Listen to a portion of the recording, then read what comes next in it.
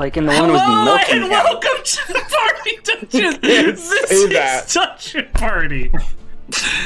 As always, I'm your DM Blake Peebles, and welcome to our last show. These chuckle fucks are your cast. We're gonna play some Dungy. Dungy.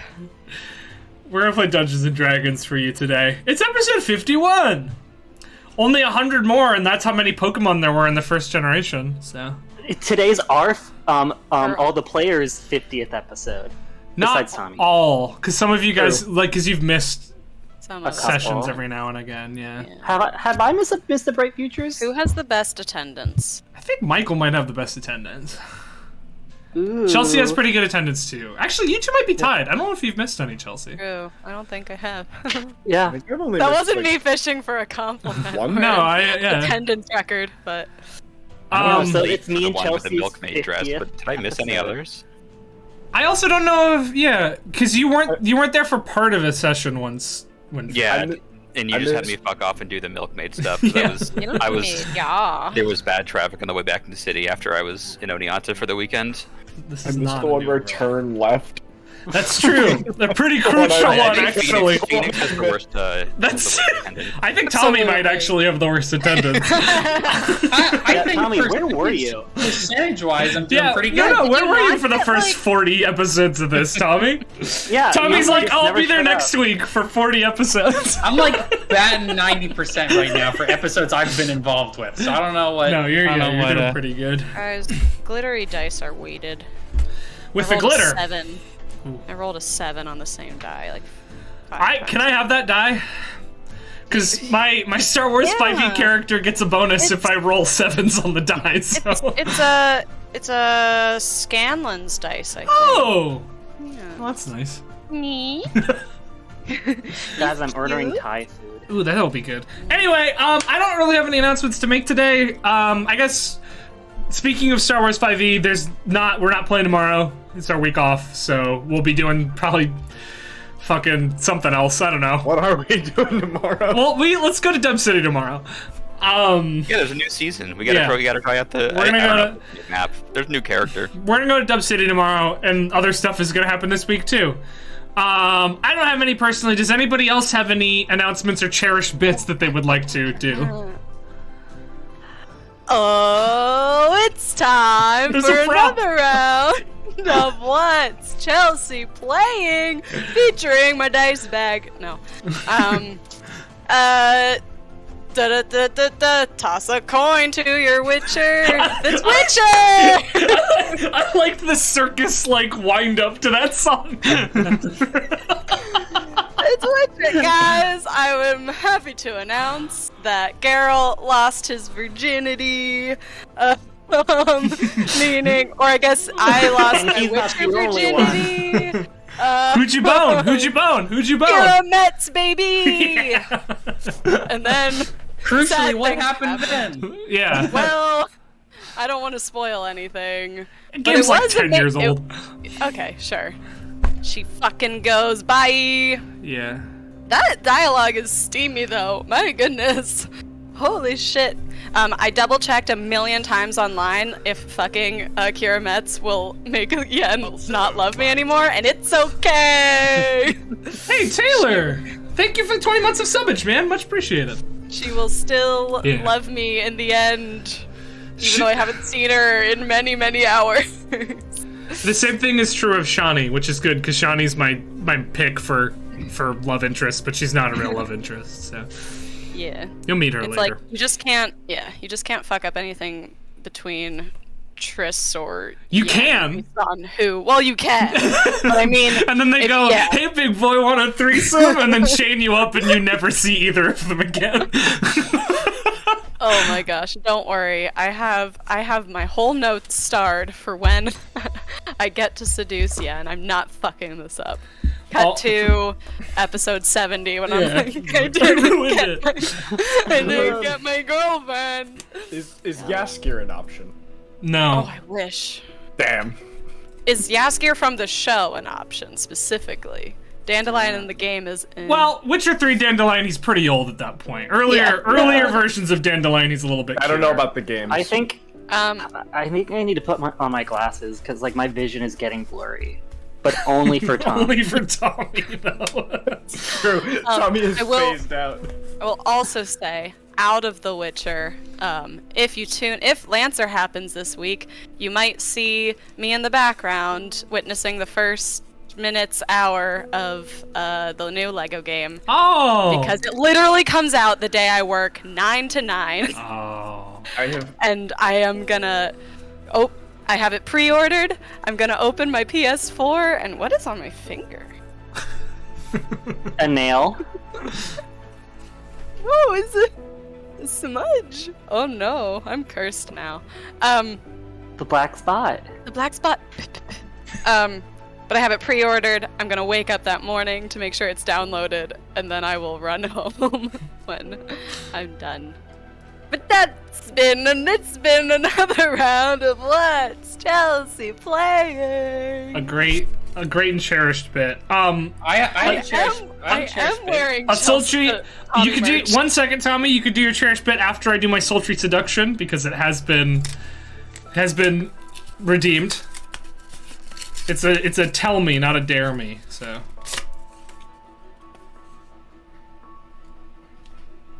Okay. Yep. Tell me about a sexual experience you're almost certain I haven't had. So. That's good. Okay. Let me tell you about a little game called Final Fantasy XIV. What's this bit? So I have this box of sealed seductions that was mistakenly sent to my workplace, and now Your I'll toy read store. them. Yeah. And they're really bad. They're all pretty fucking And you have stupid. to answer, right? No. In fact, I really Hey, you hope didn't you don't for solidify this one. I don't rule. want you guys to tell me what you think I haven't Hey, done I sexually. opened up about losing my Witcher virginity. I think everything's on the table. That was like really embarrassing for me, you know? Michael, you can go to the bathroom. Thank you. Tommy, do you have a bit? I have a new bit, so I guess it's not cherished yet, but I hope it will be one day. My bit is that it's the bit is what random book did Tommy find in his apartment building today? Yeah! And you all have to guess, and then out of all the books that there are, and then I tell you which one it is, and see if you're The right. little goblin girl. Little goblin girl. Someone- Gulliver's Travels. Gulliver's Travels. All good options. The answer is Bridgerton, the Duke. Myths and Legends of the British Isles. Whoa! Available for $9.98 on Barnes and Noble. $9.98. I don't know why, Barnes and Noble's always the 98. but yeah. wild. So that's what I got. Look how thick it is. I don't know if I'm gonna read it, but it's here. She And there's a thick. quote Can from you- Macbeth on the back. Can you flip to one random page and tell us a fun fact about the myth and legend of the British Isle? Are there That's not gonna work. mercantile? All right, so this is the last. This is the last Is line. there a mercantile fleet? Go to so the this- last grade, look this up is- mercantile fleets. This is the last line in a chapter called "The Four Branches of the Mabinogi," Oh. and thus ends this portion of the Mabinogi. Mabinogi. That's it. that's what it is. Mabinogi. I hardly know ye. No. Oh boy. All right. Can we click clack some dice? Do you want to roll some dice? Let's clickety clackety. All right. Get smackety. Michael will be back, but before he's back, we'll do the recap. I've considered, and tell me what you guys think about this. Should I start writing a recap, or do you like how I wing it? Honestly, thought you had it written down. Really? Oh, I'm Yeah. very good at improv then. I'm better than. I'm gonna keep winging So it. it doesn't make a difference. Yeah, I to think. me. Yeah, I think up to you Right. on that. I'm gonna start it though, unless anybody else has something that they want to say. Going once, going twice. Winfield, will you move your camera a little ways away from your window direction? Beautiful. All right. Last time on Bright Futures, our heroes, our students, our best friends found themselves at the whim of Pell and Mell in a likely months in the making attack on Kelshar through the method of cursed candy and cursed creatures and who knows what else. After sending out for various reinforcements from across town and making sure that everyone found their way to Favelar's Emporium, with the help of Arlith Favelar himself and a member of the Shaded Alley named Canteen Pete, they attacked Pell and Mell, successfully stealing the antidote away from Mell and almost defeating them in battle as well before they teleported away. Though in order to do this, Tether almost raised a dead person, and Septon turned into Shadow Septon for a bit.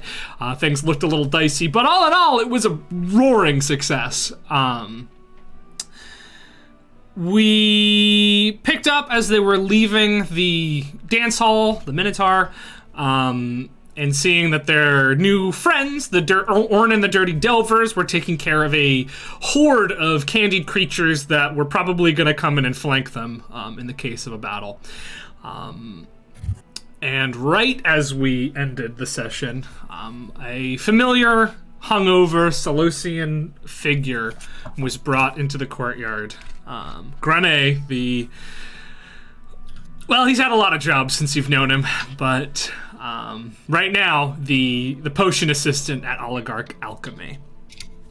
Granet, the Selosian asshole. He was pretty nice to you guys last time you saw him.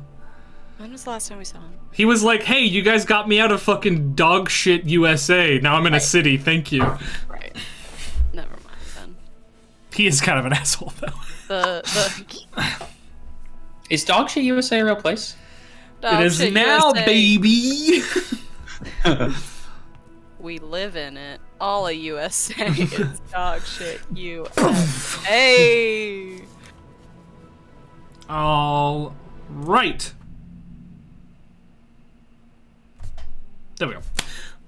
Cool. So that is where we will pick up as Granet is being escorted towards you guys.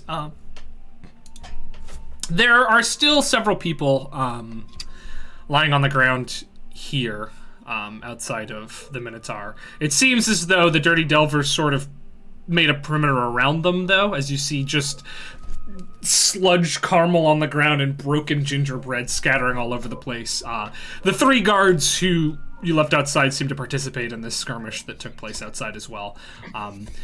They all look a little worse for wear, certainly. No worse for wear than any of you, though. There are five bears hauling the still living people out of the Minotaur, which is, lightly burning at the moment. I guess we should put that out, probably. One of the guards, the leader of the guards says, we'll take care of it. Did things go right in there? Yeah, I think as well as could have been hoped. The perpetrators have been routed. Good. And good. We have the antidote. We just need to mass produce it. Right. Well, we'll put the fire out. He sort of gestures, and the three guards rush on in. I'm sad to say we weren't able to save everyone. There's some folks that were in there when things got bad, and I don't think it went well for them. Orn says, well, collateral damage. Part of the job. Oh, okay. Everett has no frame of reference for, I guess he thinks he does, but he has no frame of reference for, how much death is acceptable in a mission, with this group at least. And so he's kind of like, okay. Arlith sort of just sits down and takes a breath and is just, looking sort of at nothing in front of him. But at this point, Granet makes it up to you and he says, I was having a wonderful sleep when you so rudely awoke me, but I suppose my services are needed.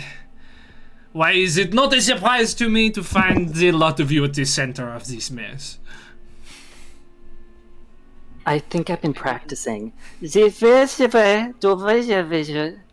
No, stop that. What is the mushroom doing? Heather, She's Heather. she's having a little trouble. She also just woke up from a sleep. Who has the antidote now? Still. Kevin Canteen Pete gave it to you because you said don't throw it, and he was like, okay, and he handed it to you. Listen, Grenade. Nah. Where? Huge portions. Sorry. Is yes in the Russian. A huge portion of the town has been poisoned. We have the antidote. We need more of it. If we give it to you, can you mass produce it? Oh, thumbs, my favorite kind of antidote. Think of it. Think of it. You'll be known across the town as the guy who made the potion that saved it. You will be the guy who makes potions. Can you promise that I will not be known as the guy who will make potions? I am, as I have told you before, in exile. Sure. Okay. That works okay. too. It wasn't you. We'll get somebody else to. Well, have do you know the anonymous nature donor. of this poison? It Turning people makes into you caramel. Sweat caramel? No, I and- mean, was it airborne, waterborne? Ingested. freeze. Ingested. Yeah. One of these, and he sort of points at one of the people just on the ground sweating caramel. One of the, is this the Yeah. Yes. sort of? It was in the Rolls it cakes over. that were for sale, right? Oh, those They were sale tacky everywhere. pastries. Yeah. Yes, I've never been one for your food up in here in Renacia. It does not compare. Okay, can you help people? Yes, so I'm getting to it, right? The French character is a snob about pastry. It's so real. I did my research. I've been to Paris. All right. He flips one of the people over. Sort of. Oh, this is close. Right. Well, I shall see what I can do. Is there anything more you can tell me about the sickness? So I don't suppose it matters It much was- because I have the antidote right here. Are you sure this is the antidote and not the bait and switch? It was not given to us. We took it. Then very likely the antidotes. And all right. It well, was the sickness seemed to be triggered by a person instead of it like developing over time. interesting. you And is this person? Have you? What do they do? What is their thing? I suppose. Candy. Curses. Candy. Curse. curse. Well, that could be difficult if it is a cursed disease. Is not my strong suit. Do you know of anyone who is good about curses? We do. You We do! do. And yes, from the other direction, finally, the Dragonborn student from Felfrit is bringing Professor Mordul, the cursed professor, sort of like hobbling his way over towards you. And she runs up a little bit quicker and very apologetically says, everyone else from the other professors, they commute, so he was the only one here. No, he's Perfect. the right one. Trust me. Well, good. She looks around nervously. Can I go to the safe place? Yeah, you did a good job, but there's no danger, so it's all a safe place now. A little early to say In the that. distance, you hear a scream. Alright, well, it's mostly a safe place now. Maybe I'll wait till you go back and we can go together. Okay. Mordul, for your help. Mordul finally hobbles up and he says, What's the matter? Curse. Right. Something's gonna point to the person sweating caramel. Oh, that's not good. Move. And he sort of pushes Grenade. He was like,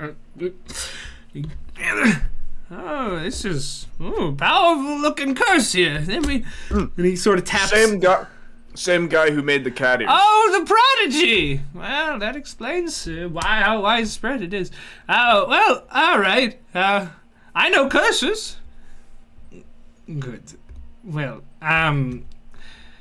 it would be most convenient for me to return to the shop I work at. They have the equipment there where I could determine what is inside this, so I can make more of it. If you would like to accompany me, perhaps it would be helpful. Sure. I don't know how you guys are doing. Could one of you tell him that I have experience in potions and poisons mostly, though, and I do have a friend who's probably at the mall right now who's really good with curses.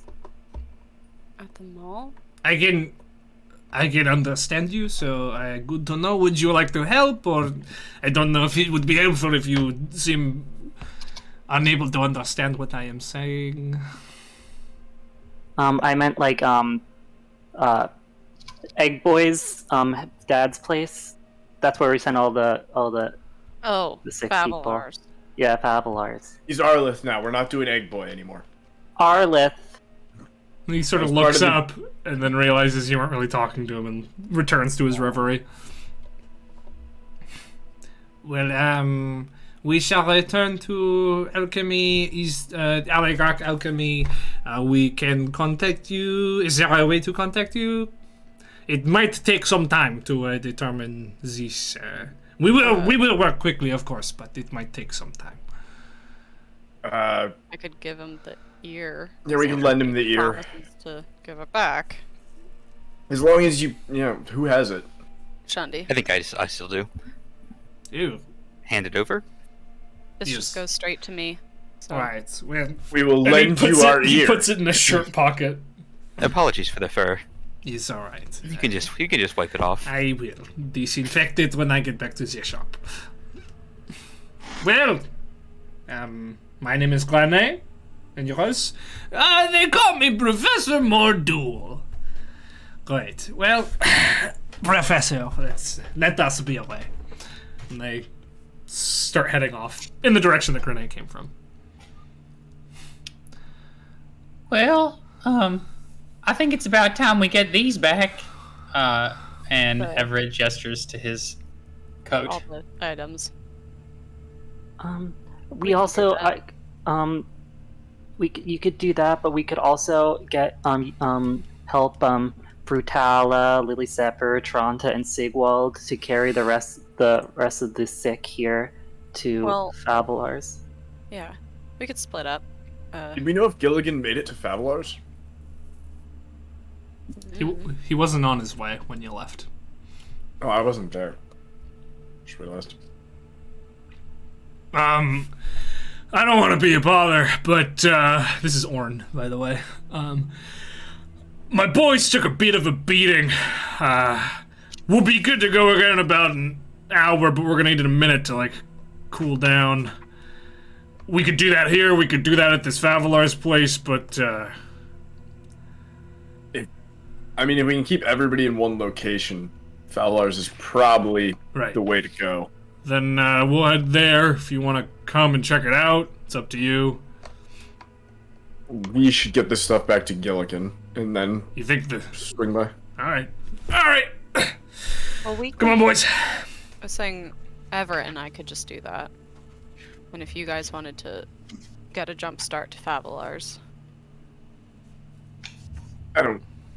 It's gotta take us more than 5 minutes out of our way, or Okay, then field trip to Gilligan's. Cool. Can I have the bears start carrying people? The bears and the dirty delvers managed to carry and the one dude, the two people who went and got your friends managed to grab a person each and start carrying them off. And can we waves. specify that it's the football team, the Bears, doing this? Okay. Yes, we can specify that. Cool. Other Beasts makes full-grown football player. It's a lacrosse team. Oh, no. Okay, so you start heading down towards Gregor and Granda's. About halfway there, Una, you hear a voice in your head. Una, hello, it's Ellie. I thought I'd give you sort of a status update. A couple of minutes ago, 10, 20-ish minutes ago, maybe, I've been getting more and more reports of these creatures sort of stalking the night. There's flying ones and there's dog-like ones, and the message cuts off, and then another one comes through. So, be careful when you're going to and from, because it seems like there's an army sort of out there. But some people said that they were saved by arrows being shot from the darkness, so there's other people out helping. Things are going okay here, but if we're just doing our best. We're trying to guard the place as well as we can, but we don't have a whole lot of fighters. So anyway, you can respond to this message. Thanks, Ellie. We'll be on the lookout. Going to Gilligan's, then coming back as soon as possible. Cool. All right. We might want to... Friends, Ellie says that there's a bunch of creatures out and about. We probably want to stick together. Yeah. I think that's good. I could use some friends just because I'm a little beat up, if I'm honest. Arlith nods. There's like dried blood running down his mouth. Like it's dried on his face and his chest a little bit. All right. Arlith, do you need a little healing, or are you? All right.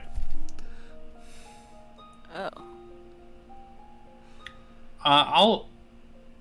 Are we walking there? Yeah. To Gilligan's? All right, I'll walk with This Arlith. is happening while walking. Cool. I'll walk next to Arlith.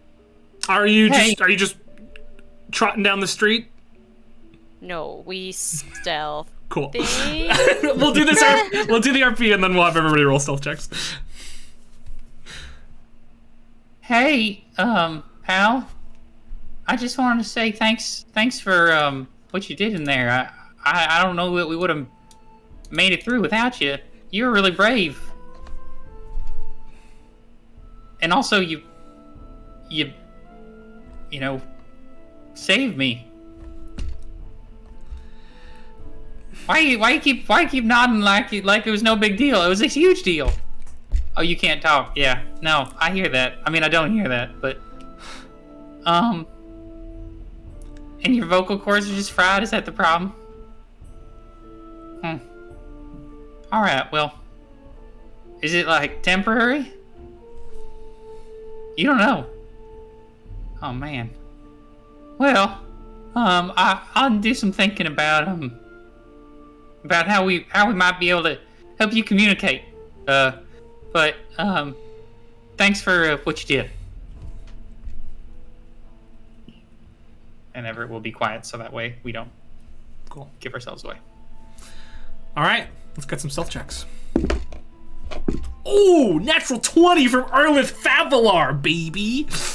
Ooh. Of course he's stealthy. He can't make any sounds. Ooh, that's a 6 from Tether. Mm-hmm. It's gonna be a 9 from Shanti. Uh-oh. 9 from Everett as well.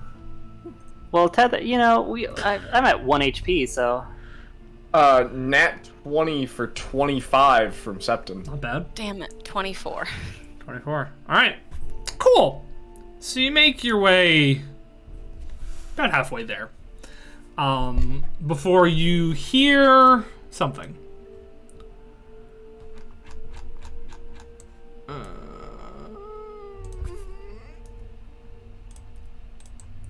You're rounding a corner, heading downwards towards, because you can, I don't know, you have to zoom in, but some places I've labeled on the Kelshar map there. So you were at the Minotaur, now you're down at, you're heading down towards Gregor and Grandes. You're actually sort of passing semi near the Emerald Rock right now. When you hear a snarling sound from around the corner.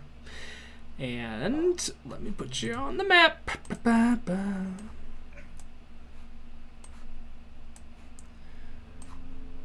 Time to fight with no spells. Yeah, buddy. I have no spells at all I either. see moving around the foundry? Oh. What? Peter's cursor's on. Peter. No, I would never. Listen, Cursor? I hardly know her. I know I turned it off by default on my old computer. This is a different computer. I don't remember how to turn it off by default. So, cursor. I'll explain it to you later. Cool.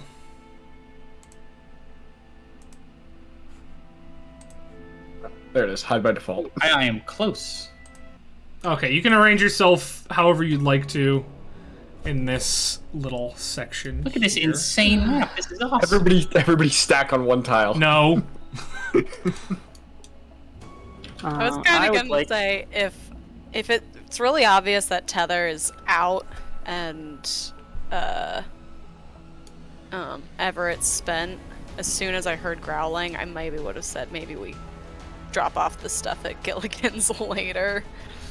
Get to Fathalars and rest. When you hear growling, you get the sense that it knows where you are. So you could dip, but we'll do that in initiative.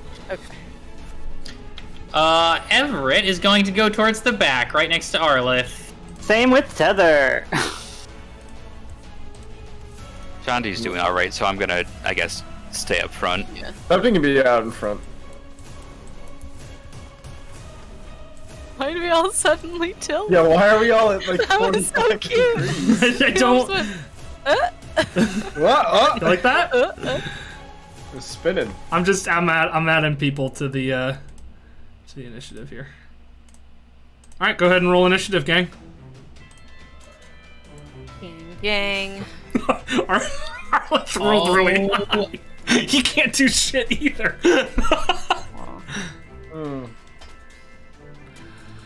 Cookies. Whoa. That might be my I'm looking at the initiative and we got some fun names in here. We do. Feeling randy. I really have to work. I have to go in and actually modify the list of adjectives that go in front of names here, because some of them are stupid as shit, man. All right, Una, you are up first as you see this. This little guy. This this RGG. This lecherous caramel canine. Do I see it? I can't see it. Then you can't, because it's in the darkness and you don't have dark vision. You hear growling coming from around the corner. No. Fine. I'm coming out. I don't like it's in the growl. dark and I can't see. Uh-oh. Come out and face me like a lecherous man. It's not really a man so much. I don't know how far I've gone. I'm running. I still don't see anything? No. You'll see it. You'll see it when you see it. Great. If you can. It's sort of in the shadow from where you are. Hear growling? Yep.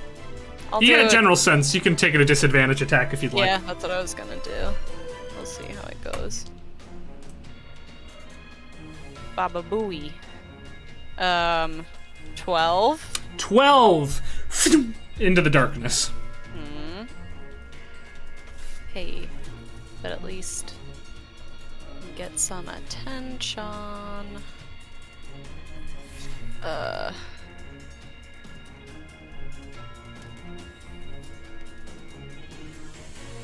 I will then take the... Oh wait, no. I think this is another thing. Hold on. I forget what everything does. No worries. Shandi, you're on deck. Yep. I can't really hide anywhere, can I? You're kind of out in the open right now, yeah. Well then... I was gonna dodge, but that's a monk thing. I'll try again then. Cool. Just for shits and gigs. 16. You hear a... Go ahead and roll damage. 7 points of psychic damage. 7 points of psychic damage. Nice. Cool. Anything else Turns from you? out just a child hiding in... No, definitely a dog noise. Nah, it's fine. All right.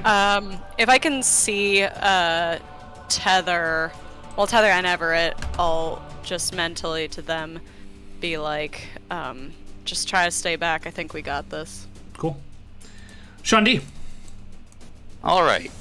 I'm gonna take one step out.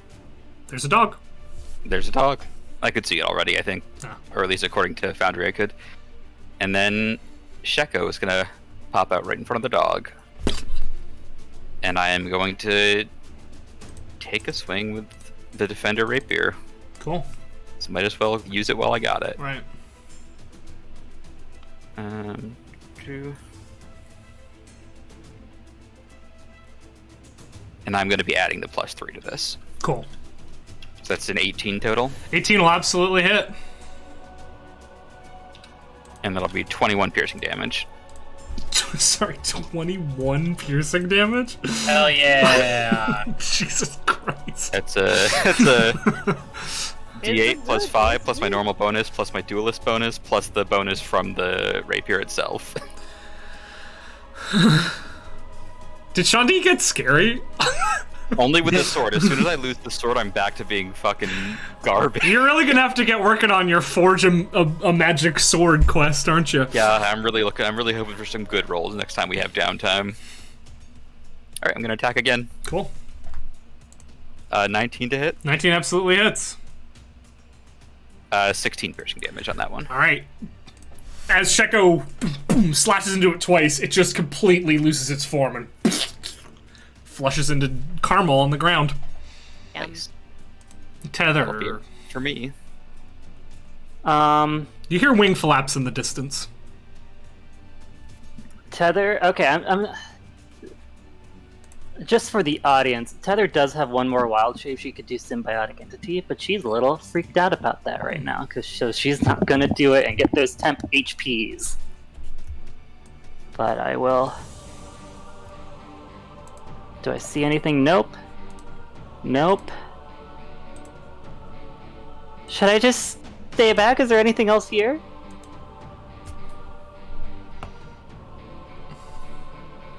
Do I know? Do I know? You hear flapping wings not too far away, but you don't see anything. I think there's one more thing. Shandi, what do your cat eyes see? I don't see anything either. I hear flapping, same as you. Alright. Okay, I guess I'll stay back here then. And can I ready a dodge action in case I get attacked? You can take the dodge action. I'll take the dodge. Yeah, that's what I meant. Cool. Alright, Everett. Everett, being of smart mind and stupid body, is going to walk forward to hide behind Una. Alright, sounds like Shandi got him. Hide behind this small person. Got him, Shandi. True. Here we go. Hey, Una feels good about herself. Anything else from you? Yeah, I'm gonna go ghost. I'm gonna hit that ethereal plane. Cool. Yeah. All right. Arlith, Do I see anything in particular that yeah, I don't actually, see? through the wall, you see there is a guy, one of these guys behind the corner here. I go, hey! Hey! But they can't hear me, so I like turn around and I'm like waving. You see, like, underwater Everett start freaking out a little bit. And I like start pointing this way really hard. Can I still mind communicate with Una? You are not on the same the plane of arrow? existence, so no. Damn. I just wave like this and I point behind me. Arlith's gonna take a couple steps forward and pull out, that's right, a second blast ball and look towards the sky. Cool. Swooping around the corner is a gargoyle that swoops over to here. At you, Una, sort of swoops down and is going to take its multi-attack on you. It's going to start with a claw rake at you. 8. 17 to hit. Yep. 7 points of piercing damage.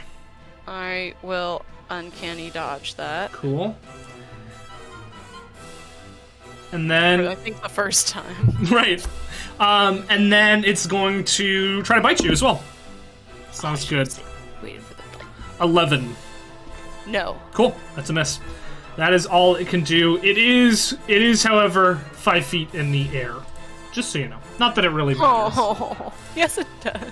You can hit it from 5 feet Oh, in I the air. can. Wait, I Yeah. throw shit. Septon. All right, if he's 5 feet in the air, and my weapon has reach, Yeah. do I need to be like this far, or do I need to be right up on him? I think you need to be right up on him, just considering Pythagoras, right? Well, then I'll run all up, and I'll do two slashes with the whistling whip. Great. Whippity, whippity.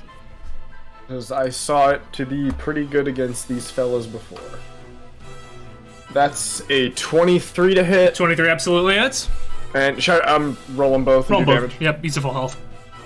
And 12 on the second one. 12 does not hit. Okay. Alright, give me that damage separately. Right. That is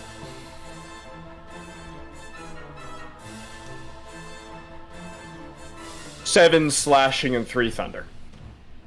Great. As you slash into it once, upwards, it crashes across its arm. Gingerbread crumbles off, but the second one, it flaps back up and out a little ways from your range. Alright. As free action, I'll shout to my comrades, they really don't like being slashed. And then as a bonus action, I'll inspire Una. Cool. Just right there in the thick of it. Into the thick of it. All right. Take back my inspiration for that. All right. So, at the top of the round, 2 arrows whiz off of the stone rooftop nearby towards the gargoyle. Mask? It's 1 hit. And 2 hits, actually. Not bad. 9. Cool. And they both strike true into this creature. Una. Alrighty. I'm gonna attack the creature. Halfling look. Oh, he's cocked. Come on, no cockage. 15. 15 just barely hits. Ooh, do I get sneak? Cause You do get Septon is sneak. attacking it? Oh. Yeah.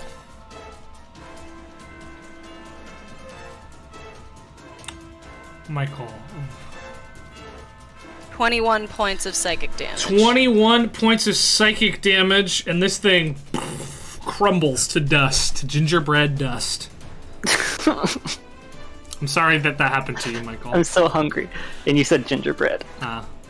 What happened? I had my food delivered to the wrong address. And what's even worse, oh, how lame it is. The address is a mutual friend of some of ours, and she called me to let me know that it was delivered.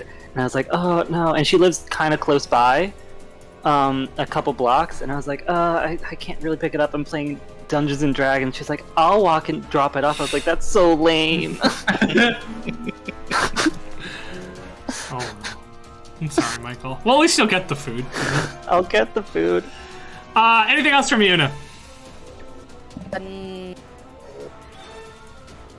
No. Cool. The heroic gingerbread gargoyle from over here swoops down off of a rooftop and takes a strike at Sheko. Where's... Oh, in the dark. It's in the darkness. 12 to hit. Nope. Alright, it's gonna take a bite at Sheko. Less. Not so heroic, are you? But he is heroic because he's not hurting us. Shandi. As this creature swoops down into the darkness, trying to swipe and slash at your soul. What do you want to do? Does a nat 20 hit? Yeah, nat 20 hits. Alright, it's gonna be 21 piercing damage again. Oh, that's still good, but I was Yeah. expecting more from her. A nat 20. I rolled a 1 on one of my damage die for the critical, so. Alright. Alright, I will attack again. Does a 17 hit? 17 also hits, yeah. And that'll be 17 damage. 17 damage. This thing is still standing. Anything else from you? For me? Nope, All that's right, it. Tether. Tether will walk up here. Oh, and then I guess what she'll do is she will chill touch. Oh, okay. Oh, I don't think, if I remember correctly, I don't think necrotic hurts these guys. This guy summons, but I'll try anyway. You've never seen these ones in particular. Yeah, but I'll try it. Go for it. Touch. Why aren't you rolling? I don't want to take out my dice. Oh, did I roll multiple times? Oh no, I just sent the description. Oh, fine, I'll get my dice. Aw, but good to Oh, know. I'll get my dice for D&D. I was like not feeling like physical dice. I was like, I'll do the foundry today. But then it was Every time we roll just initiative, dump it all. I think that I'm gonna roll with regular dice, and I realize I can't do that. You can. We can manually change it if you want to roll with regular dice. No, because every time I roll like a 2 on my dice, and then I'm like, well, I can't put this in, so that I click the button and I get like a 14. I'm like, all right, well, that's... I rolled a cancel DPS. So that's a natural 1. Yeah. Roll another attack against Chico for me. Another attack against Sheko. Yeah, just spell attack to see if you hit Chico instead. I cancel DPS. All right, cool. No, you don't hit him. Nice. How does chill touch manifest for you? It doesn't like it's like like spores like come up from the ground to where I want it. It's not like a Cool. shoot. It's like comes out from the ground into like a hand because it's the chill touch Yeah. hand. Cool. So as the hand reaches up towards the gargoyle, it dodges out of the way, and it's going towards Sheko, but Sheko manages to sidestep out of the way. Thank you for not giving me like a mega natural one. No, the second one doesn't really Comes back count and because he just reaches didn't out hit. at you. Yeah, you die. You just die. I die. Everett, your turn. Everett, it seems like you guys have it under control, but Everett's gonna take a quick peek around just to make sure there's no other baddies hiding, behind some walls or something. No, but at this distance you do see 2 cloaked, hooded figures with bows. One of them is the one that shot the, gingerbread gargoyle up on one of the rooftops. Okay. I don't think that you're gonna have any trouble with this, so I'm gonna move in that direction to see if I can get a closer look, and then I'd like to make a perception check on who they are. Cool.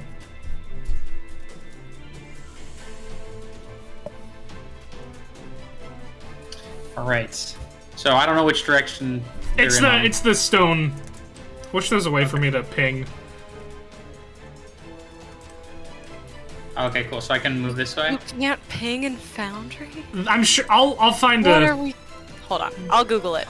Give me a second. I'm sure there's a plugin I can install. It's the stone one to the south, the first building right next to the right of Shandi.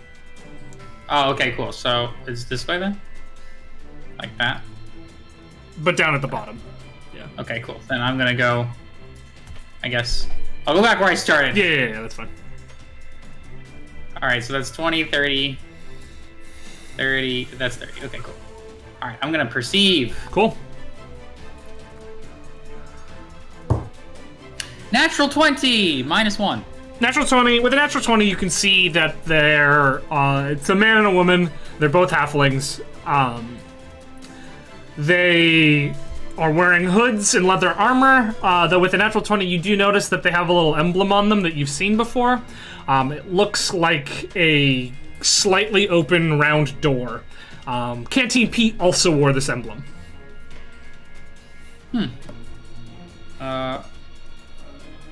Alright, fascinating. They have Slightly merch and open I don't round have door. that. I Cool. don't have merch. You know, Alright, that's my turn. Thank you. All right, Arlith. He's a half elf, so he has dark vision. Yeah. All right, he's gonna 20, 25. He's gonna run over to this thing and just try to slam the blast ball into him. That's gonna miss. Cool. 2 more arrows fire down from the roof.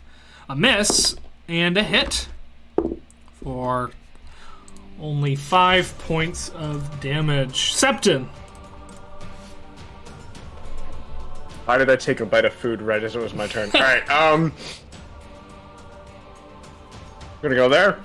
Hit him twice. Cool.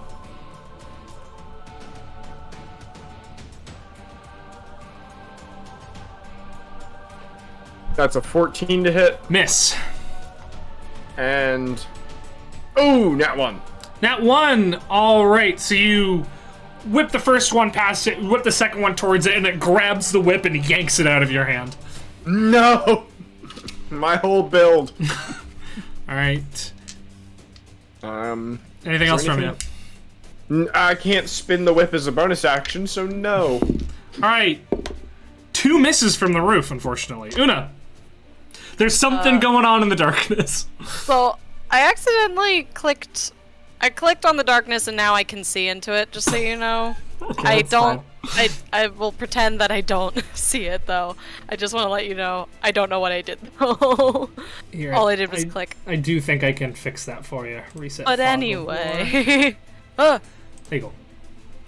nope, I can still see. Fucking. It's fine. I will. I don't know what I did. I just clicked. It's There it fine. is. Okay. Cool. I don't see it anymore. I'm gonna come over here. That's too far. Actually, I'll take a little dash. I'm gonna come over here. Wow. Big and- run. Yeah. Wait. Hold on. Before I did that, is this a dead end? No, that's more road. Okay. Then I wanted to give, because it sounds like my buddies are doing okay. Mm-hmm. I want to just do a little perception check of anything this away. Cool. Go for it. Unnatural 20.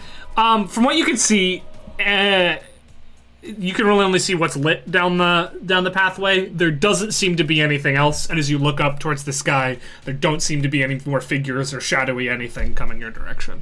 The coast seems clear beyond this thing. Okay. From what you can Guys- make out in the darkness. Guys got it, I believe in you. All right. Heroes of tomorrow. Let's go. The heroic gingerbread gargoyle is going to use the whip on you, Septon. Bitch. Rolls ass, of course, but that is a 12 No way to hit. No way he's proficient in whips. He is not proficient in whips. He rolled a 12. All right, yeah, that misses. And then he's gonna give up and try to bite you instead. And the bite is a 17 to hit. 17 will hit. Cool. It's gonna be 5 points of piercing damage to you. Ow. That's the end of its turn. Shandi. All right. Sheko's going for it again. Of course he is. Does a 26 hit? No. 21 points of piercing damage. 21 points of piercing damage is enough to kill this thing.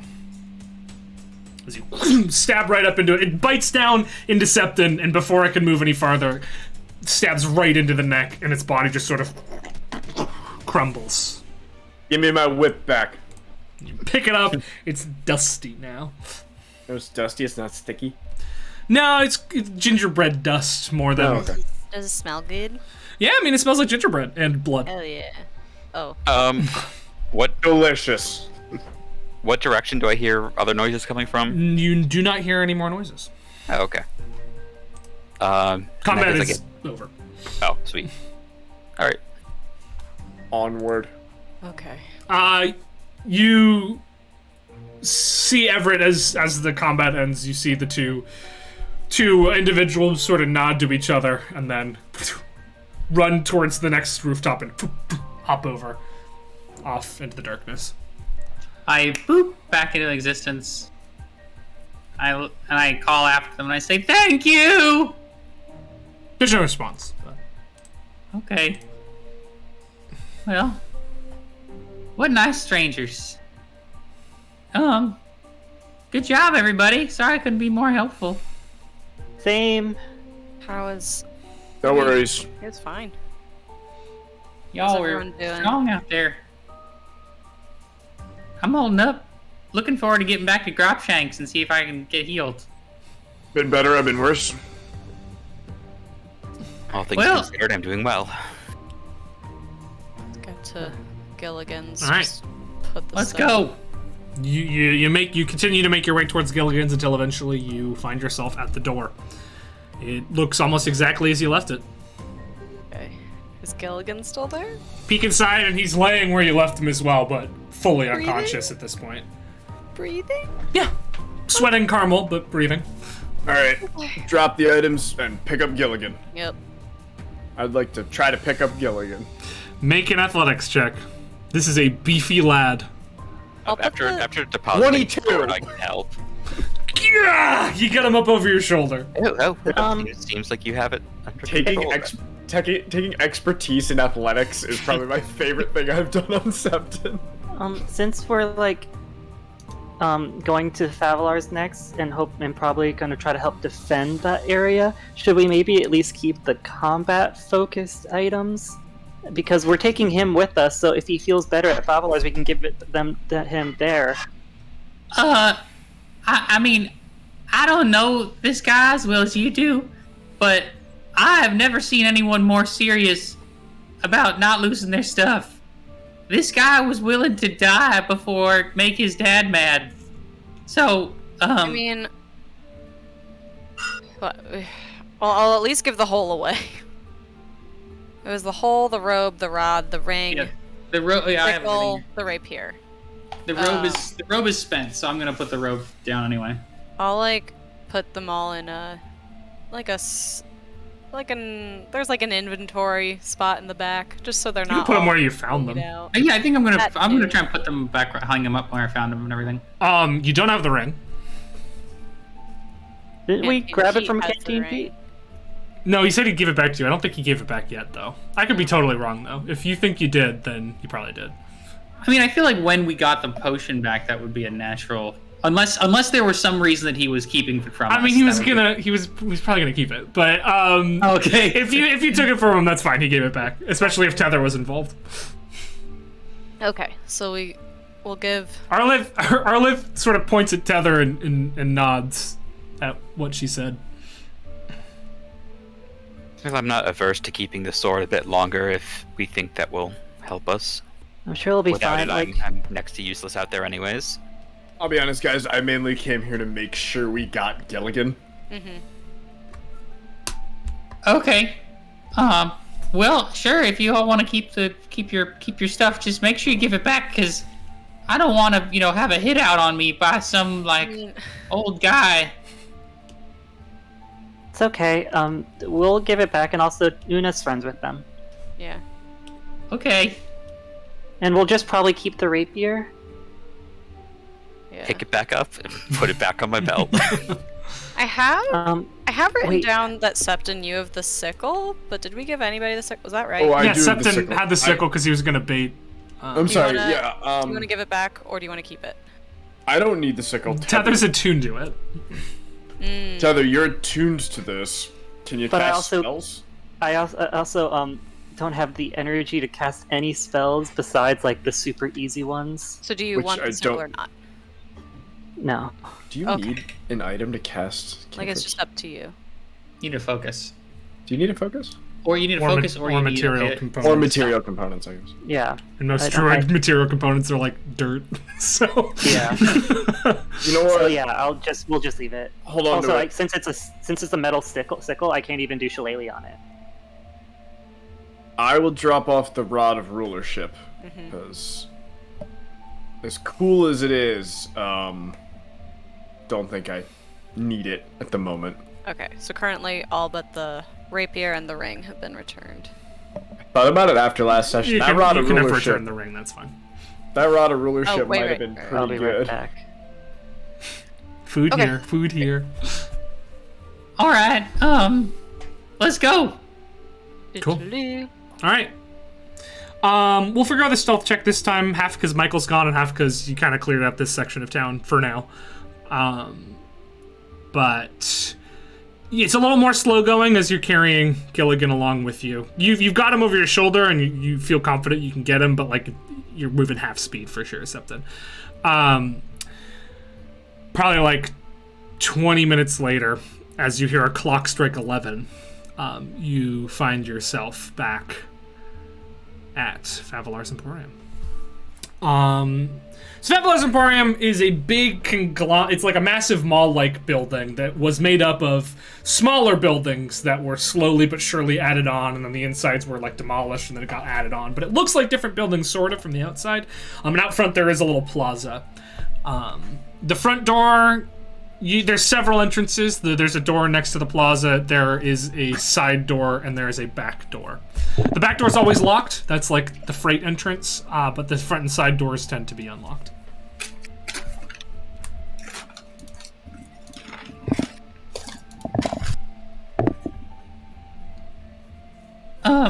Everett's gonna look for Gropshanks. He's not outside. I'm gonna go inside to. Just gonna walk on in? Cool. Yeah. Make a dexterity saving throw. Oh, okay. There's a trap. What? There's a trap. 15. 15 is enough as the ice knife sails past your head. Oh! And you make out a student in Felfret uniform standing there, spellbook open, getting ready to cast another spell. I have my spell book too, and I'm like. So all of you see this ice knife fly past Everett's head. Hi. It's Student. okay. Friend. I'm glad to see that you were prepared. Wow. Okay, it's fine. We're not here to hurt You're you. those Bright Futures kids, right? Yeah, no, we're on your team. Okay. We're with Arlith. Arlith sort of peeks his head in. Hi, Arlith. I'm guarding the front door. Clearly. Yeah, they're in the food court. Everybody. There's this statue that sort of came in and set up all sorts of stuff. Yeah, cool. that's Gropshanks. Okay. Well, if you don't mind sending some reinforcements, I've never fought anyone before, so We are the reinforcements. for guard. Okay, sure. Well, I'll keep guarding for a while, but yeah, whatever. That ice knife looks sharp. It's my last one. Yeah, I gotta get this guy downstairs. I got it. Right. Cool. So you make your way on in to Favelar's Emporium. You make your way to the food court, a place that you've all been before, and you can see that it's been turned into a makeshift bunker split into by like kiosks that have just been set up as a perimeter in the middle. You can see on one side there's all the chairs, cushions, anything where people are sitting and waiting, sort of looking around nervously. There's a lot of people here, not just the people that you saw in the courtyard, but a good deal more. You see several people have sort of gone into the food stores and are starting to pull out food and start preparing food a little bit. The other side seems to be a medical wing, a trauma station. There are... It's not beds, really, but there are these sort of sheets of ice that have been created on the ground, and there are people laying on top of them. You see as Gropshanks is pointing one direction, and there's a Felfret student walking over and very slowly and painstakingly creating a sheet of ice. But as you appear, Gropshanks looks up, waves, some wood sort of like cracks off of his arm. Looks back down. Gropshanks, it's the wooden statues of like a very noble, serene-looking individual in flowing robes. But every time he moves, the robes crack a little bit because they're made of wood. But he waves up towards you. Gropshanks! How's it going? We lived! Yeah. I figured if you died, I probably wouldn't be around anymore either, so, Totally forgot it talked. well, welcome back. You're a pretty special guy, huh? Oh, no, not really. Just, a spirit hanging on. Yeah, aren't we all? My friends and I could use a little bit of your healing, Right. your Right. healing. Well, Totally. Would you like an update on what's been going on over here as well, or Yeah, tell us what's going on. The nice snot lady is sort of running things around here. She's got a lot of congestion. Tried to help her out with it, but she didn't seem interested. In fact, she seemed kind of frightened. But more or less, I've I did my time as a sawbones for the Shaded Alley. So I've gotten a pretty good sense of what's going on. I actually seen something sort of similar to this. Actually, I died to something sort of similar to this. Oh boy, must have been 200 years ago at this point. Back then, though, it was the bone fever. We called it that because, you sweat out all the moisture in your body until you were just bones. That's horrifying, Grobshanks. Yeah, they found the cure to it. Me and a bunch of clerics actually tried to do this cure. We carved a glyph of greater restoration into a Durlstone amplifier, and we all sort of hung out in there. Unfortunately, it did not cure us of the bone fever, but it has prevented our corpses from, ever stopping to move around. That's cool. Well, yeah. You learn something new every time you go out there and you try something. You ever been to the Bone Fever Memorial in Ash Grove? Have I ever been to the Bone Fever? You definitely haven't. In fact, I don't know how many of you have really spent any time in Ash Grove. It's like the rich, nice part of town. I'm gonna ear to Grumby, and say, "Hi, hope it's yes. Una. Hope it's going well." Yes, we are making progress-ish. If it's helpful, somebody here said it's similar to bone. Was it with bone fever? Bone fever. Is it something called bone fever? Bone fever, I have not heard of. Oh, wait, where? And my compatriot seems to know about this bone fever. If that helps. So. Yes, anything helps. Thank you. Right.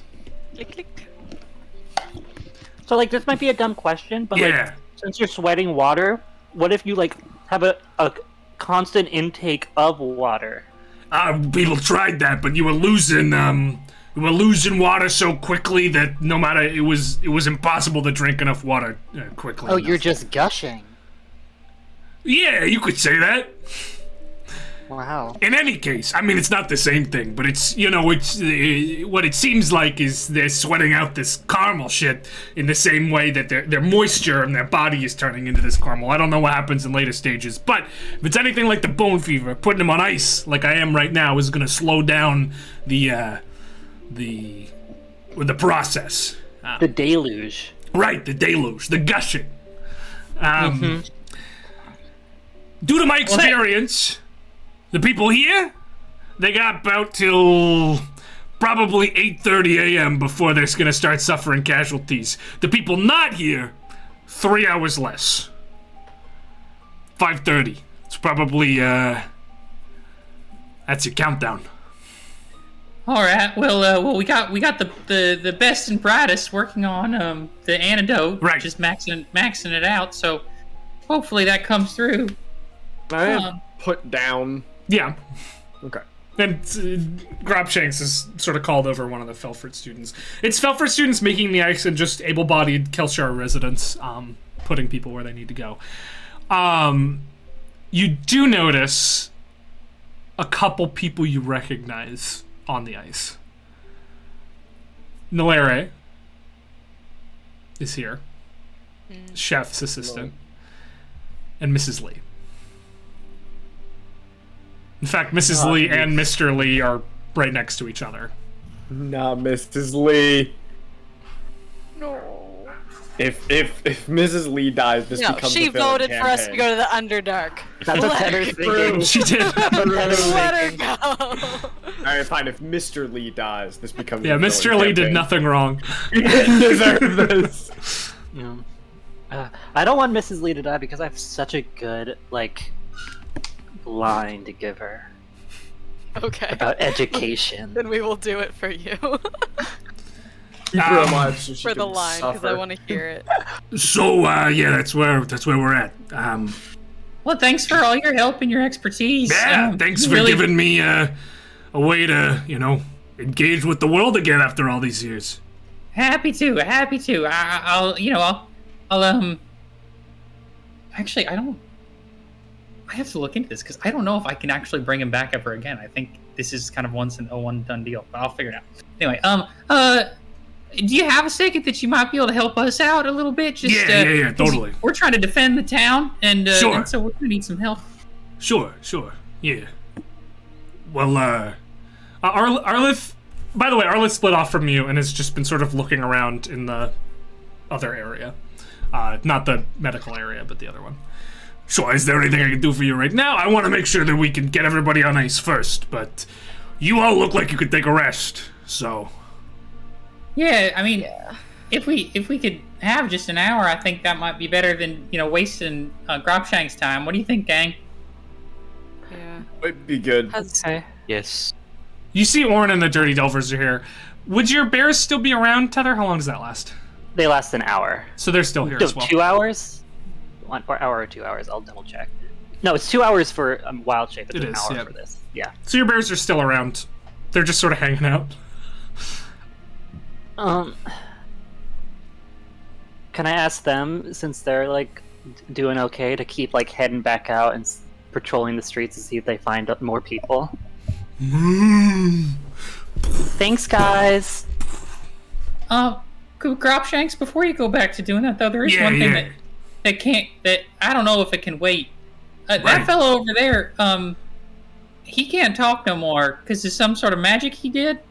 And I don't know how much time he has until, he can't ever talk again. Maybe he already can't talk again. I just figured if you had some experience, you might be able to contribute. Yeah, I mean, I can look at him. Anybody here got a scalpel? You do? It's not a scalpel, but I feel like there's something in like the poisoner's bag for like shearing or shaving. Yeah, no, that'll work. Can I borrow this for a bit? Yeah. Also, Wait, you were in the shaded borrow alley? your clothes real quick? Don't clothes? take it. I just need to wipe this, sterilize it. Anyway, wipe it on your shirt. I don't have clothes. I'm made of wood. I'm a corruption to the world, so I might not be a good wiper. All right. Well, maybe I'll just find some alcohol then. I was in the shaded alley. It was a Sawbones for them. I'm in it now. Oh, Do you know they wow. have merch? Merch? What's I don't know if I'm familiar. Merchandise. Oh, well, we specialize in stealing merchandise, I suppose. Oh no, like they have outfits that like say like shaded alley, or like a symbol. Oh, yeah, the symbol. It's a patch. You can attach it to clothes if you want. They never told me. Well, I'm sure. They've been around, actually. They've been delivering folks all night, so. Oh, I should ask. What's the curse breaker's name, Blake? Corin. I need to transcribe transfer all the stuff from my old character sheet. It's it's Corin. I need to find Corin because maybe Corin can help with the curse breaking. Sure, I don't know who that is. Unfortunately, none of the people I was in the alley with are kicking anymore. So, well, there's a couple, but they're down in that crypt with me forever. Can we say hi and like bring him back? Oh, well, if you wanted to. Here's how it works. So, our souls are gone. We died when our souls were disconnected from our bodies when the fever took us. But our bodies are being perpetually kept alive, or not alive really, but animate by the restoration rune on the Dural Stone down in there. And I don't know about the rest of them, but I've been sort of in this liminal space where I can't move on. My spirit's just sort of been hanging out, almost subconscious for 200 years. So I don't think they're gonna be receptive, nor do I think I will be very receptive to people coming in and talking to them. Okay, well, I can pass that along to see if we can help. But if you can't help, would you want the body to be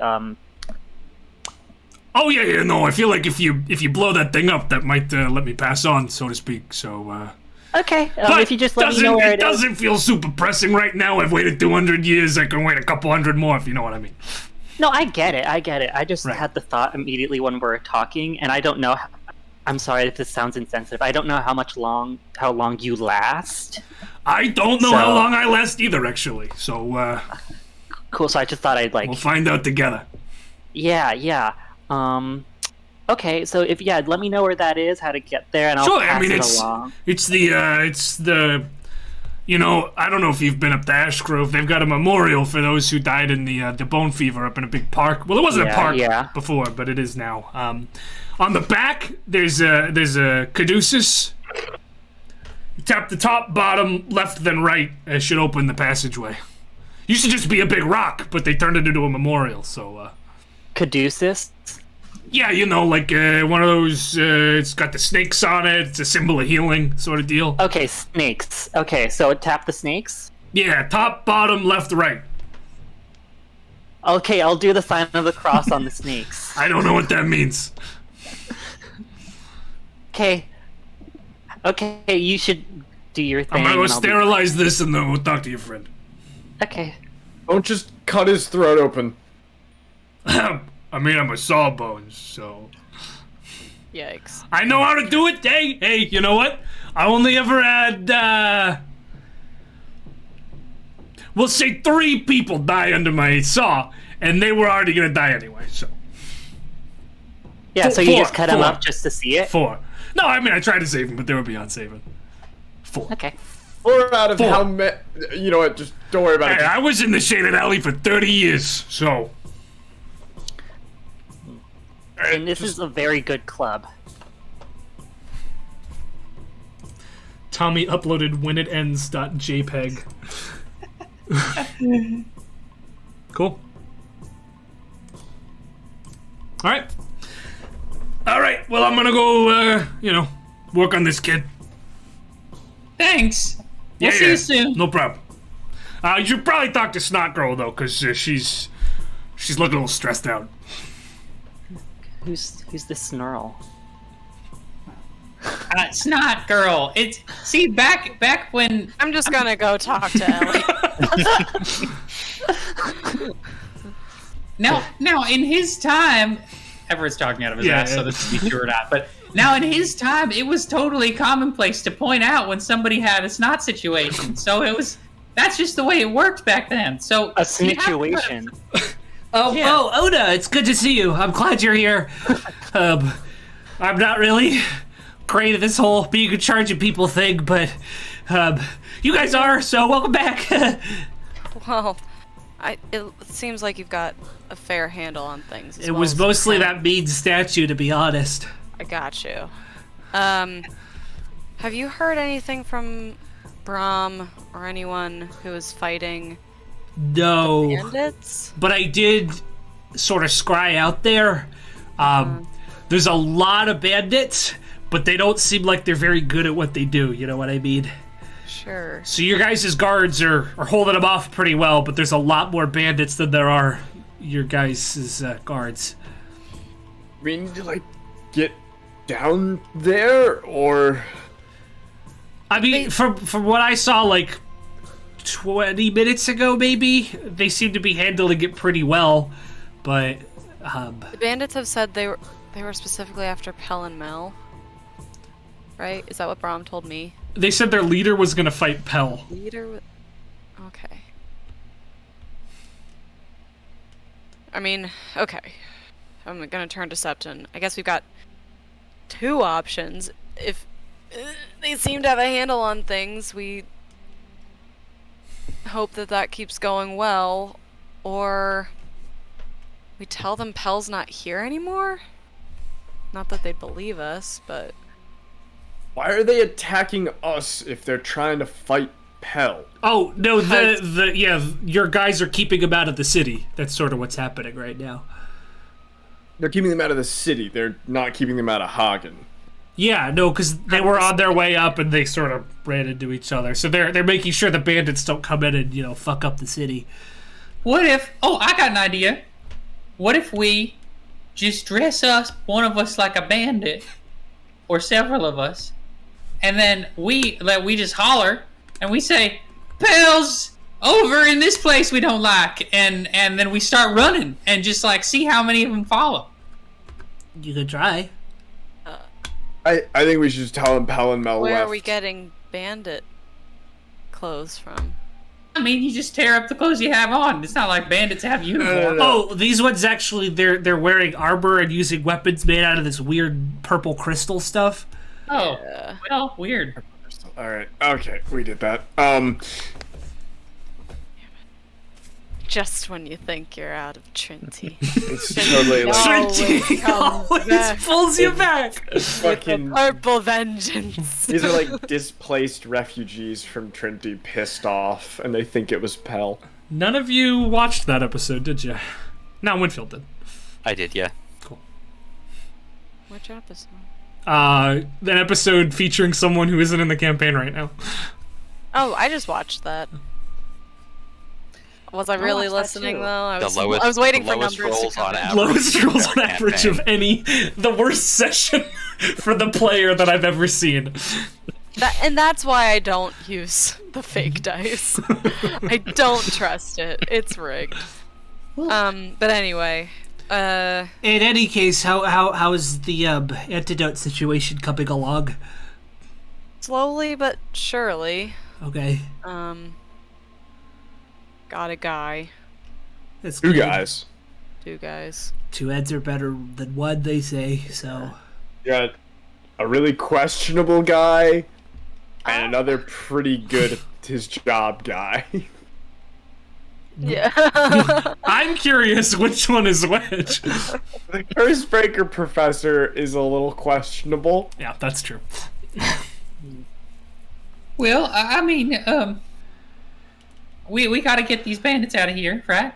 And we got to defend Favelars, and we got to, rid the town of these candy monsters. So how do we want to prioritize this? well, I mean, I don't want to sound rude, but you guys kind of look beat to shit. So Thanks. maybe you should take a Perhaps. minute. We take 30 minutes take a- and have a short rest. 1 hour. 30 Have a minutes. short rest. Is it an hour? It is an hour. Yeah.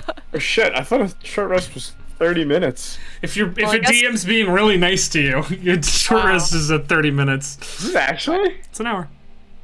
I knew that. Oh yeah, 1 hour long. Wow. Just knew that. Let's rest. Jess, don't say it like that. You're a very smart person. And very knowledgeable. So, of course, So let's rest. The softer let's I knew rest. that. She's like freaking out. I don't know. Like, she's never played D&D, but she knew that. Okay. he has an encyclopedic knowledge of the world. If there's anyone you want me to send a message to, I could do that. I haven't heard back from my uncle. Oh. If If you want me to contact uncle. your teachers on the front, I could do that. I think so. I think that would be best. What do you want me to say? You down in an hour. We are working. Have we we're in the told them that process we of got... working on the antidote. Seems to be going along well. We're at Favelars trying to help as many people as we can. Sorry, I know there's a limit too. It's okay. Have we even told them that we won and beat Pell and Mell yet? I feel like that'd No, be we good haven't. information for them to have. Okay. True. When we routed Pell and Mell. Tell him Pell and Mell just fled. They're Right. gone. They're gone. Cool. What was the other thing I said? We're at Favelars. Taking care of people. Antidote is on the way. Right. Okay. I'll let him know. Thank Do you. you have a preference on who I contact out of the three of them? Brom? I'll talk to Brob. Okay. Hello, Brob. My name is Ellie. We've met before. Your students want to say they beat Pell and Mell and they're gone now. Antidote is on the way. And a third thing. 1 second. We're at Favelars. And they're at Favelar's Emporium. You can respond to this message. Thank you. She waits a minute, and then she goes, So it was just really loud. He's yelling. He says, "Fuck yeah, good job." Those are his words. Keep working at it. We've got things covered out here. Stone is on its way. Don't. God, he actually brought the stone. Oh no! I mean, we don't need it anymore, but Hey, well, we've got it. Who knows? Maybe they'll come back. we don't need to. We don't need to tell them that we don't need it. Yeah. That's whatever. Okay. That checks one thing off our priority list, right? We don't have to worry about the bandits at the gate because it sounds like they got it handled. So What tether sound like? Oh, I don't even think I'm in this conversation. Oh, So I was about to say something, but then I didn't. gotcha. All right. Well, there's plenty of places to lay down if you need to take a nap. In fact, there was some people who came in here. They had a bunch of bears, and they called themselves the Dirty Delvers. They're cool. They're with us. Okay. They're taking a nap right now. You probably joined them. Yeah. No, they helped me Yeah, defend please. Greg's. Oh shit! Oh, Did that's we good. get Greg? Fuck. All right, guys, we're resting up for an hour, and then we're getting everybody from the town in here, Yep. from the city. Here we go. It is a city. It's a little provincial, but it is a city. All right. So, is there anything? Yeah, Tether. While they talked, could I have looked for Corin? I'm gonna save you the roll because Corrin isn't here. Okay, cool. Yeah. And there's no like members of the Shaded Alley just hanging out, but every now and again, get it. people just sort of start showing up and saying that like weird hooded figures escorted them here. Okay, cool. Cool. So, correct me if I'm wrong, but this is our second short rest it is. of the fight, right? Damn. Okay. Second? Oh yeah. When did we take a short rest today? Right before Pell and Mell to attune to all the items. So we could have, yeah. Oh, But yeah, I, okay. we didn't. I don't think any of us used like. Yeah, I didn't usually hit I, that. I burned all my arcane recovery is the problem, but yeah.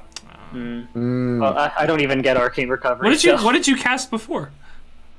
What do you mean? Never mind. Doesn't matter. I cast one third level spell, and after the short rest, I got Burned it back, Gotcha. and so I burned it. Yeah, on that. Cool. All right. You can all take as you're bedding down to rest. You see, Grapshanks take Arlith into another room. Good. That's what's supposed to happen. All right, and you all rest. Whether that is a nap or if you're just like taking a minute, bandaging your wounds, breathing, resting, and recovering. Do what you will. You've got hit dice to spend. You've got features to use. Anyone? Does anyone know off the top of their head if bards get any spells back on a short rest, or is that only? I think that's only long rest. I've got a PHB right here, and I can tell you. And the PHB is over there. Someone didn't come prepared. I never come prepared. No. Yeah, you gain all your bardic inspiration back. Yes, I know that. Yes. No spells though. All right, whatever. That's a wizard thing. Warlock. Yeah. How long Wizard does warlock thing. the inspiration's gone that you gave me in Oh battle? yeah, that's gone. Like 5 minutes. How long I does think. that okay. Just to know. 10 minutes maybe. So while I have Grapshanks out here, just so y'all know, if you cast any healing spells on me, they do extra just cause he's out here in the world. So I just thought I'd let you know that, just in case you're wondering how effective that would be. I'd heal you if I could. No, you don't have to right now. I just rested, but I just want to let you know that for the future. Keeping in mind, I've actually got a good handful of spells. Wasn't casting a lot of spells last fight. If you guys remember. Sorry about that. If I hit anybody, I don't really remember. Well, all's well but- that ends well. I would also like to apologize. For my behavior. You did excellently. What was the problem? Okay, Tether. I understand. Yeah. Okay. You can't help it. That's the problem. Okay, Real you think- apologizing for I'm apologizing for Shadow. I'm not Penis, and apologizing. if I hit any of you during that. Oh, last fight. Sorry. Yeah, sorry, right. The last fight we had. Okay. I know you guys aren't. I forgot about the last fight. Yeah, no. I'm sorry if you guys aren't used to the shadow thing, but I felt like it had to happen. It was totally awesome, and it was the only reason we survived, so you did the right thing. Yeah, and I'll try to get a handle on the whole being a blight thing.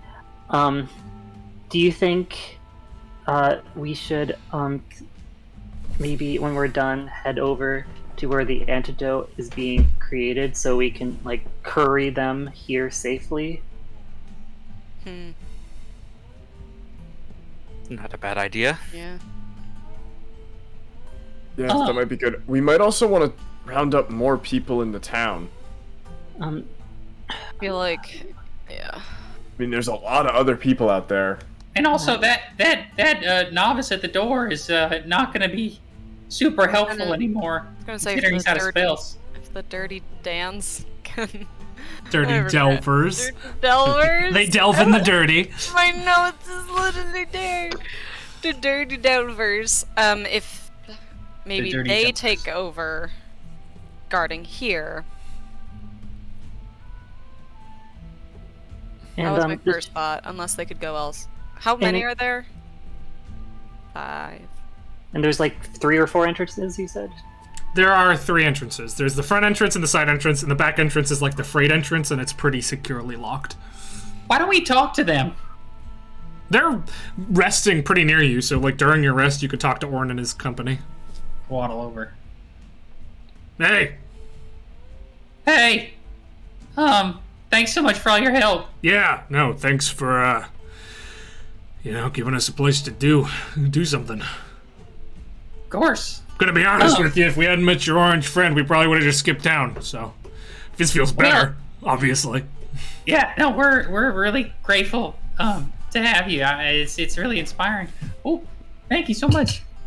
A fish is delivered. Thank Wow. you. Want food?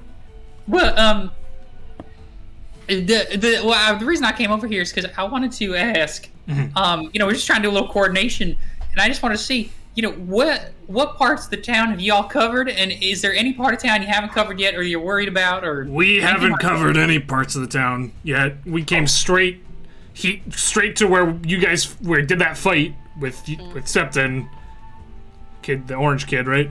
And then we came straight here from there. So we haven't covered shit. Oh, okay, all right. So if you're rested up, well, we're almost rested up. Well, my wizard's taking a minute, and you can see it's this kobold with a giant wizard's hat, and he's just lying on the ground, and the hat is on top of his head. he rules. Yeah, I always had a hat like that. I just got this book. I don't even know what it means. Anyway, not we're ignorant. His name is 13. He's pretty cool. Picked him up in a mine one time. Turns out he's pretty good at magic. That's awesome. Well, You my wrote a musical. partner Una here is gonna. My leader Una here is gonna coordinate. So, take it away. Oh shoot. Yeah, I mean, is there anything you want us to do? You guys seem to be in charge of this whole shindig. Apparently. We were thinking, our next step is going to be going to where we've sent 2 people off to work on the antidote. Right. And escort them safely back here. So we were thinking if you and your team can hold down the fortress here. Yeah, we've done some. I'm going to point to the ice knife wizard.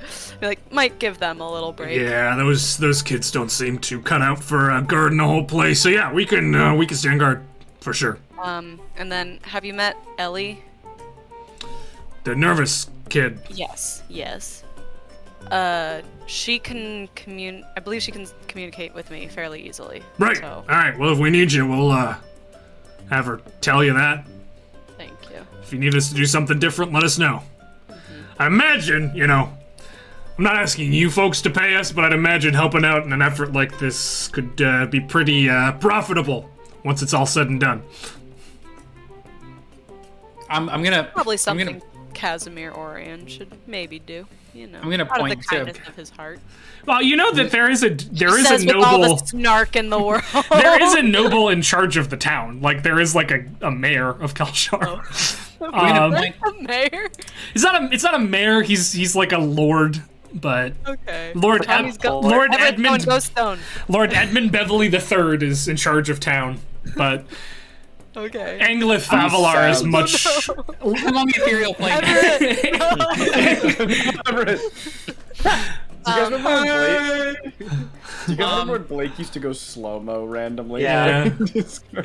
That's rough. I'm gonna point to Arleth and be like, Arliss that guy's not in this citizen. room. He's elsewhere getting I'm operated gonna on. point to.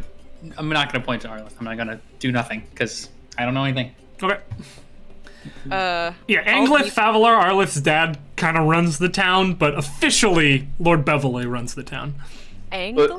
Anglith, yes. Am I- Anglith. Am I around for this? You can be. I'm like nearby. Yeah. I figured we were all resting. Yeah. Listen. At the worst, you helped me defend Greg's place, the Emerald Rock. Remember that when we started? I this? was there, yeah. I remember. Right. At the worst, you can get yourself a free meal from Greg. I'll help. That's at minimum. I promise Hey you man, that. food there was pretty good, so I'll, and you know, we didn't die from it like everybody else seems to have been, so I'm in. I'll bloop bloop to, Grenade? Yes. Grane? Yeah, Grenade. Hello again. It will be very difficult to finish this task if you keep interrupting me. I'm sorry. This should be the last one then. We are on a bit of a time crunch. Yes, the importance has been expressed upon I me. know. What is your estimated time of completion? Check back in at midnight. We all have something for you. Check back in at... Midnight's in like 20 minutes at this point. You're like halfway through your rest. So. Oh, got it. Do we remember where they said they were going? Oligarch Alchemy, the potion store in town. How's that? How far is that from? It's not crazy far. Oh, I see it. Yeah, it's on the map there. You can check. Oh, not far at all. Okay. Yeah. All right. They say, sorry, I'll bloop bloop, click click, end message. Like 20 minutes, guys. Great. And We want to keep rounding up other people.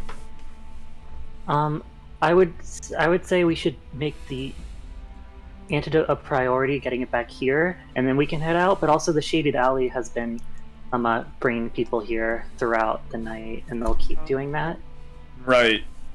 Did I, Blake, when we came in and were seeing everybody who was laid out in here, did I see, like, Greg and anyone from the tavern? There were a couple people from the tavern. The tiefling girl was here, but Greg wasn't here, nor was her boyfriend. Are the Shaded Alley leading, like, conscious people here and not bringing Both. the unconscious people? Both. Okay, they're doing both. Yeah. Okay. They seem to be coming in groups that are pretty evenly split between conscious and unconscious people, because the conscious people are carrying the unconscious people. Did we see Steelhand Evelyn and her shitty daughter? You do not here? see Steelhand Evelyn or her shitty daughter. I don't remember her daughter's name. I just remember we don't get along with her. Yeah. Eleanor? No. No, that's Ellie. Yeah. Was it another E? No, it was an N. If it was Blake, it could be an E name. I don't. There's not even that many E names. Nora? No. Big into E's. Nora. Nora. It's Nora. Nora. Norwal. Nora Wall. Well, I think given all the all the situations here, we should head in the direction of the antidote, and on our way, we can pick up anybody we find. Does that sound like a plan? We can send somebody back with them if they're able to walk. Mm-hmm. All right. Cool. So your Resting, short resting, rest finishes up. Gropshanks returns to the main room, comes over and says, "Operation fairly successful. His vocal cords were like destroyed. Sewed him back together as best I could. I don't think he's gonna ever really sound the same, but he should be able to talk when he wakes up." Gropshanks, you've been everything I've hoped for and more. Right, yeah, I mean, well, I'm happy to help. You let me, walk around again, even if I am in this weird body.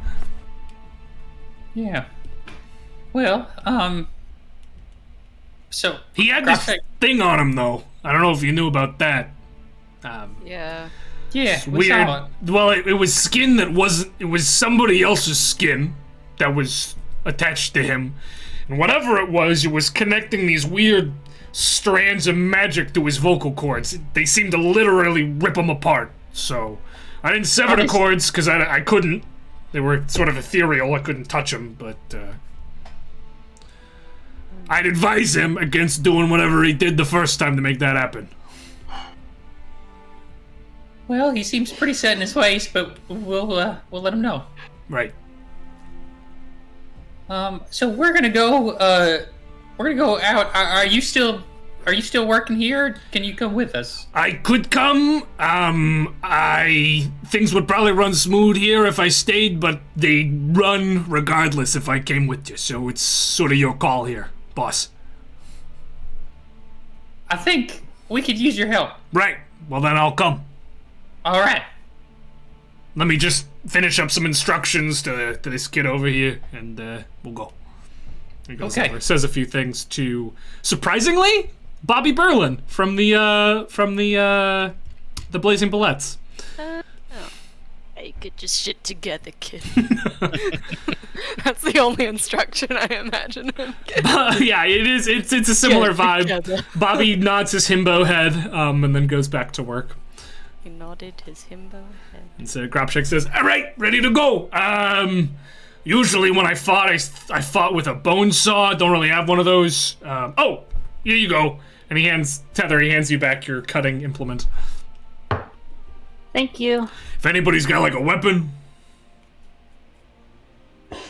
Actually, Just got the one.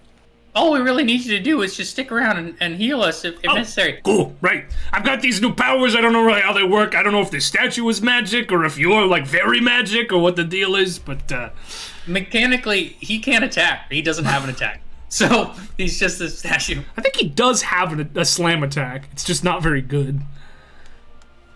I'm not reading any. Yeah, he has Spirit Strike. All of them have Spirit Strike. It's a melee weapon attack. Oh, okay. He can hit. Okay, cool. Septon's gonna gesture to Everett and go, "Oh yeah, no, he is like very magic," and then go to put his hand on Everett's shoulder. I'm just like, I mean, you can touch Everett. I thought you could like put. It's just when Everett wants to be incorporeal, he can be. All right, then he'll just say, "Oh yeah, no, he's very magic." Right. Yeah, or Right. something. Well, I'm ready to do this thing if you are. Sounds good. All right. Let's do it, Cropshanks. Together. Yeah. Blake, I have a question. This is, I think, like a you judgment call. Sure. You know how Tether grabbed like the plank of wood Mhm. at the Shaded Alley place? Do you think she still has it? You probably dropped it when you started casting your spell, is my guess. That's what I thought too. Yeah. Okay, so as we head out, if I ever see discarded wood, let me know. Sure. Cool. Yeah, you make your way out. Are you just walking straight there? Are you moving stealthily? What's the plan? My I vote think- will always be for stealthy. But Yeah. I think Yeah. we should.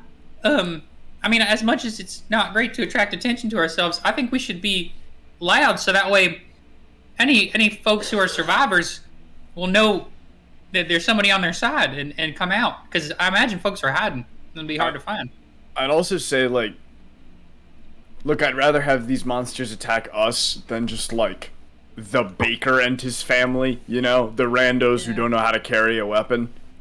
Probably better they come after us. So maybe we make a little noise. Okay.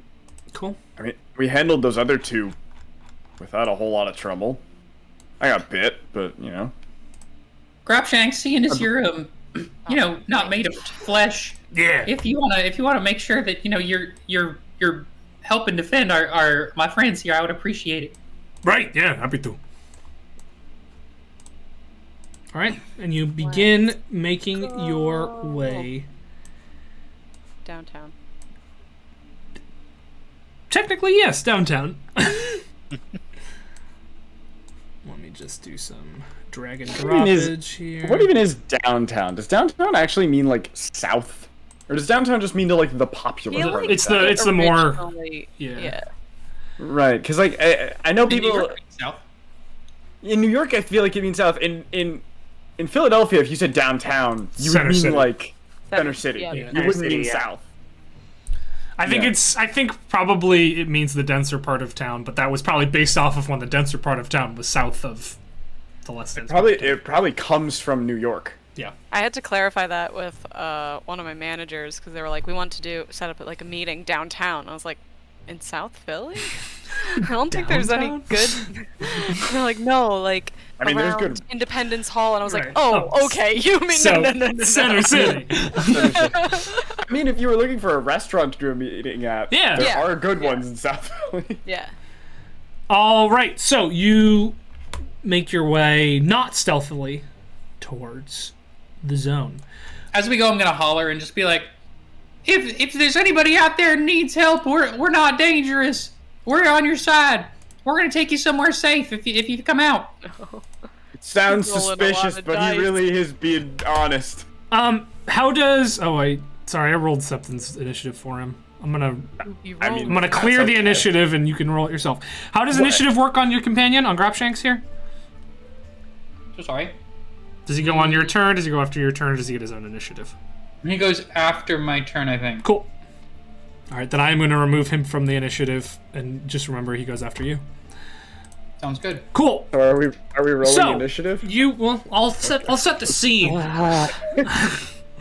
I'll set the scene in case you are walking down an alleyway. It's lit on either side, but as you're yelling and screaming, you hear wing beats flying towards you, and you can see several of these candied gargoyles making their way in your direction. Now you can roll initiative. Oh, it worked. Okay. Boom. Why are there 2 Unas and 2 Shandis?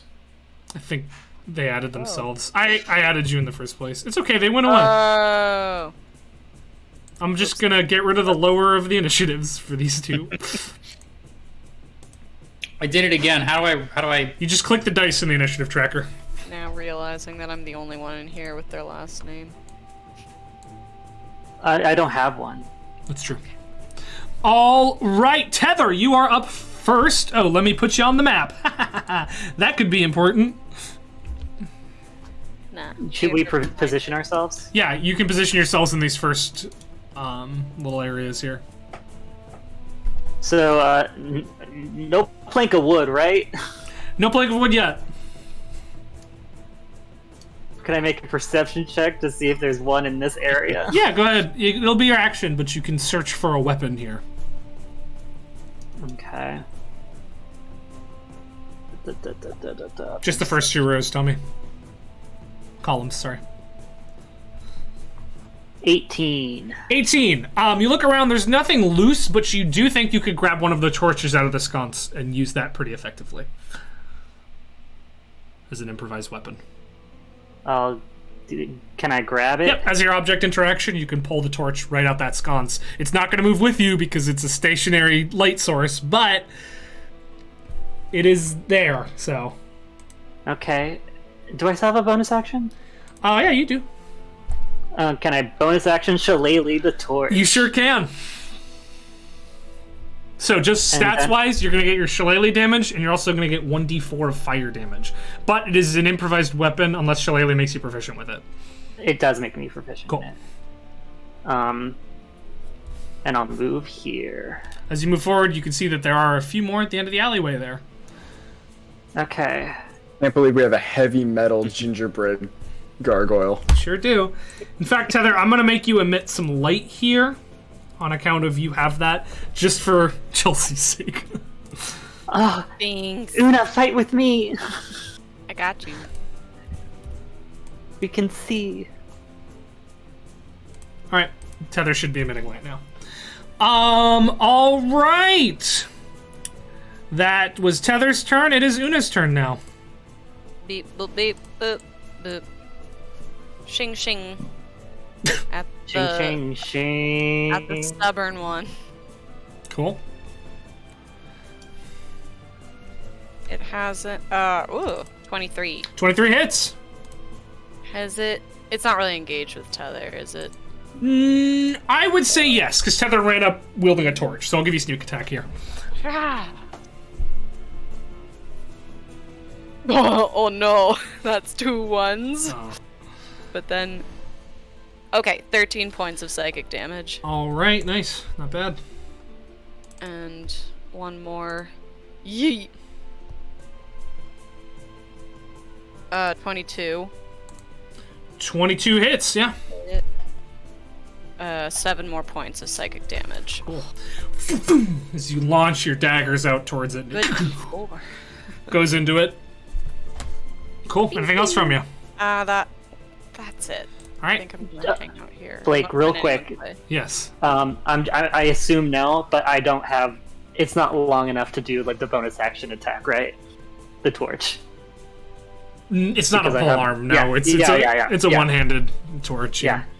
All right, Sean D. Okay. Let me get Sheko out real quick. Better And I'm check gonna- yourself before you. I'm gonna send, Real sorry. I'm gonna send Sheko to the other side of the myself.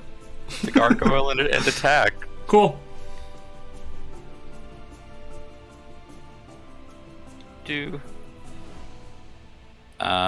That's gonna be 13 to hit. 13 does not hit. Ah, darn. Alright, second attack is another 13. Awesome. 13, both miss as two boom, knives run into it, and the spirit materializes behind it. It just whips around and rakes its claws towards Sheko, so both of his strikes are defensive rather than offensive. All right, anything else from you? Nope, that's it. All right, the studious gingerbread gargoyle is going to fly forward here. It is 5 feet in the air, and it is going to attack Una with a bite first. That's a natural 18, so I'm going to make an assumption about that hitting. Indeed. And that is going to do 8 points of piercing damage to you. And its claw attack is a 23. Yep. Alright, so that's going to be another 5 points of slashing damage this time. And that's all it does. The stubborn gingerbread gargoyle is going to attack the thing that attacked it first, so that's Sheko. Natural 20 by Sheko. Okay. Goodbye, Sheko. And then it is going to whip around and make a claw attack on Tether, who's not here. The natural 19 plus 4, that's a 21. So I'm going to go ahead and assume that's going to hit Tether. 8 points of slashing damage to Tether. Somebody remind me to remind him when he gets back about that. And then that is the end of its turn. Everett. So Everett and Gropshanks are moving forward like in a tiny phalanx. Mm-hmm. Everett's kind of like hiding behind, and Gropshanks is going to move up here. Can we move simultaneously? You drive to like Gropshanks moves after you. Okay, so he takes his turn after your turn, so you gotta go and then he goes. Okay, cool. But you know nobody's going between you, so. Cool. Ladle. There it is. Okay. So I'm gonna go first. So there's 5, 10, Gropshanks back where he was. 15. I'll go here. Cool. That's actually where I'll go. Yeah, and then I'll have So then I have to take my turn. You have to take your turn. Yeah. And what I'm gonna do is I'm gonna say, "Watch out, Una! I'm getting him off you." And I'm gonna cast Infestation on the studious gingerbread gargoyle. Great. So go ahead and please make a Constitution saving throw. 22. You succeed, so nothing happens. Cool. I think. That went good though. Summon bugs on gingerbread. Michael, you took 8 points of damage. Oh, thank you. Thank you, 8. And then I'm gonna say, Gropshanks, help out my pal.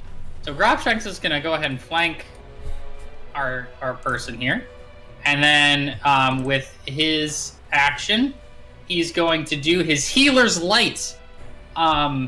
So he chooses Una, and Una receives 1d8 plus 3 temporary hit. I am the chosen one. All right. Temporary? 2. So 5 temporary hit points as a light emits from his wooden form. Whoa! This shit's cool! How do I do temporary hit points? It's gonna be under your. So plus temp. So up in the top corner it says plus temp under your current hit points. But You when I click on it, type it in there. that's what it did. Boom. Cool. Anything else from you, Everett and Gropshanks? We are spent. All right, Septon. All right. Septon is gonna go. Excuse me. Pardon me. through his allies, and then hasn't cast this one in a while. He's gonna cast Thunder Wave, which should cover the Studious and the Stubborn Gargoyle. Sure will. All right, that's On saves from both of them. on saves.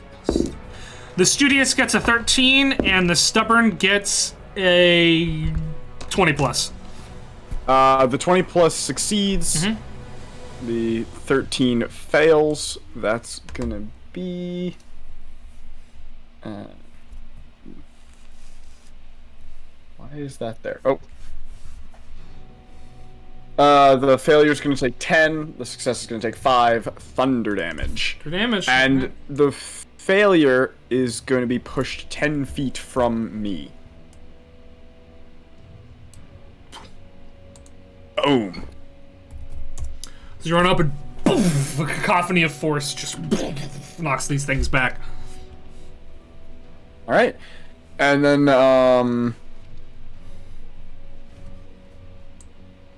bonus action, I'll inspire Tether. Cool. All right, the curious gingerbread gargoyle is going to fly forward.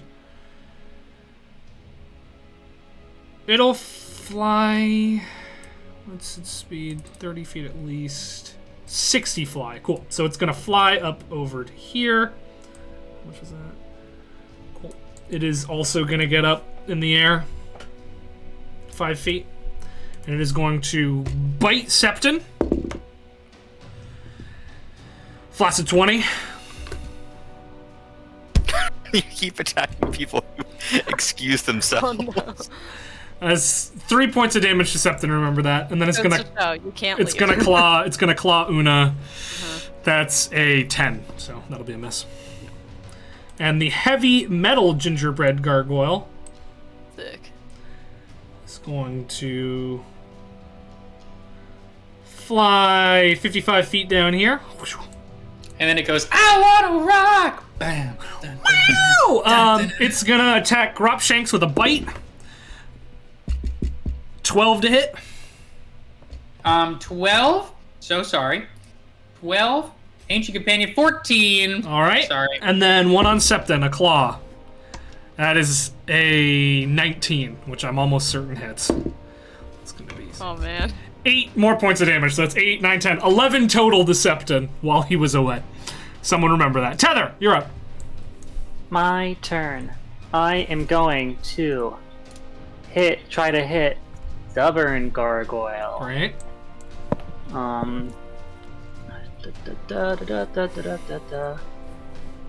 This is fun. I rarely use the actual like rolling in Foundry.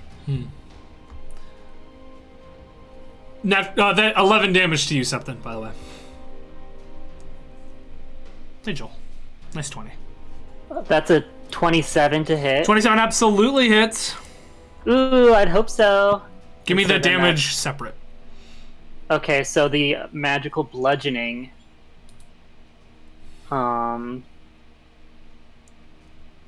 is 12. All right. The magical bludgeoning alone, you sense, does a great deal of damage to this fragile gingerbread creature.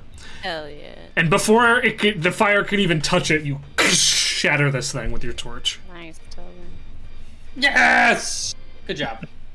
Then I guess. Do I have a bonus action to do? No. Oh, you know what? Know what I can do with my bonus action for next round? What? I will use my bonus action to douse, like, underneath the fire, but still, like, near the top. I'm gonna pour some poison on it. On your bludgeoning weapon. Okay. Yeah. You have contact poison? What? Do you have any contact poison? I assume you would. Yeah, I have, if you want to, I have 3 charges. Great. Of poison I can add to my weapon. Cool. So it sizzles a little bit as it gets close to the Yeah, fire. yeah, it's and there's sizzling. like there's a fume. You're like, I shouldn't breathe that. Cool. Or should she? All right, And Una. I'm gonna bank here, sorry. Cool. Una, you're up. I gotta zoom in on these names. I'm gonna hit the curious gingerbread. Cool. With sneaky? Nope, unless I don't hit it. 11. 11 does not hit as you sort of slash out with your dagger. It just ducks out of the way. Because I went for the pink dice. I'll try again. Yeah, fuckity! 10! 10 does not hit as well. As you're going sort of a downward strike at the last one, it flicks some frosting right in your eyes at the last minute. Hey, that's my move. All right, Shandi.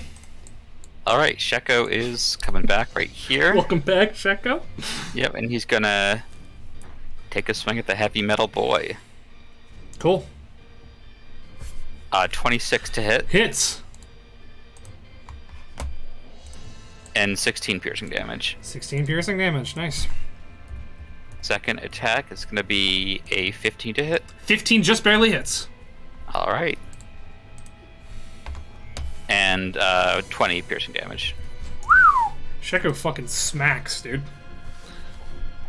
Yeah, I'm gonna be really sad when I go back to my regular sword after this. All right, anything else from you? That'll be it for me. Cool. The studious gargoyle is gonna fly 10 more feet, or 5 more feet in the air, so it's 10 feet up, and then over to you, and then down 5 feet as it swoops up over the crowd and makes its way towards you, Shandi. Its bite attack is a natural 1. As it flies, swoops down towards you, it tries to bite you, but you duck out of the way, and it's gonna land here on the ground and prone. Chip the tooth. No, not invisible, but prone. That's its turn. Everett. Everett's gonna look at the one facing Una. No, we're gonna fight the same one. I'm gonna look at the heavy metal gingerbread gargoyle, and I'm gonna say, "Who wants baked Alaska?" And we're gonna cast Sacred. Cool. Because I'm working on cantrips right now, baby. Make a deck save. 9. Hell yeah! You take 1d8 radiant. No, 2d8 radiant damage. Nice. A bonus. 4, 5, 9 radiant damage. 9 radiant damage is this sacred fire. How does it demonstrate? How does it look? Everett, like, he, like, pulls up Glork, like, he's, like, you know, tapping into, like, a homing station on, like, a computer. Sure. And kind of, like, is, like, you know, triangulating a spot. And then he, like, period, and you just see whoosh right next to him. As, like, a white sort of flame. White flame just bursts up out of the ground. Sick. Anything else from you? No, I'm gonna stay right where I am, because Cool. I feel protected. Septon. Everett calls in an airstrike. Oh, no, Gropshanks. Oh, Grabshanks. All right. And Gropshanks is gonna I'm gonna say, Gropshanks, let's take this guy out. And he's gonna try to smack him with his big wooden arm. It's a nice big lob of an attack. Spirit Strike. My spell attack modifier is what it is. Oh, this is actually gonna be close. 10 plus. Where is this on my sheet? Hold on. I always forget. Hey, if you click into Grobshank's token, I've done the math for you already. Oh, marvelous. So it's a +8 to hit. Okay, 18. 18 hits, yeah. Hell yeah. All right, he's going to do his 1d8 plus 2. +5. Plus 5. Plus 2 plus proficiency, yeah. Yeah. 13 damage as he does max damage with a smack. So yeah, he punches the head straight off of this creature as it bursts outward in a very heavy metal style. Not bad for crumbles. 22 damage for a wizard in one turn with just a cantrip. I'll take it. All right. Anything else from you? Nope, just celebrating Septum. our win. All right, I'm just gonna take 2 slashes at the curious gingerbread gargoyle. Curious gingerbread George.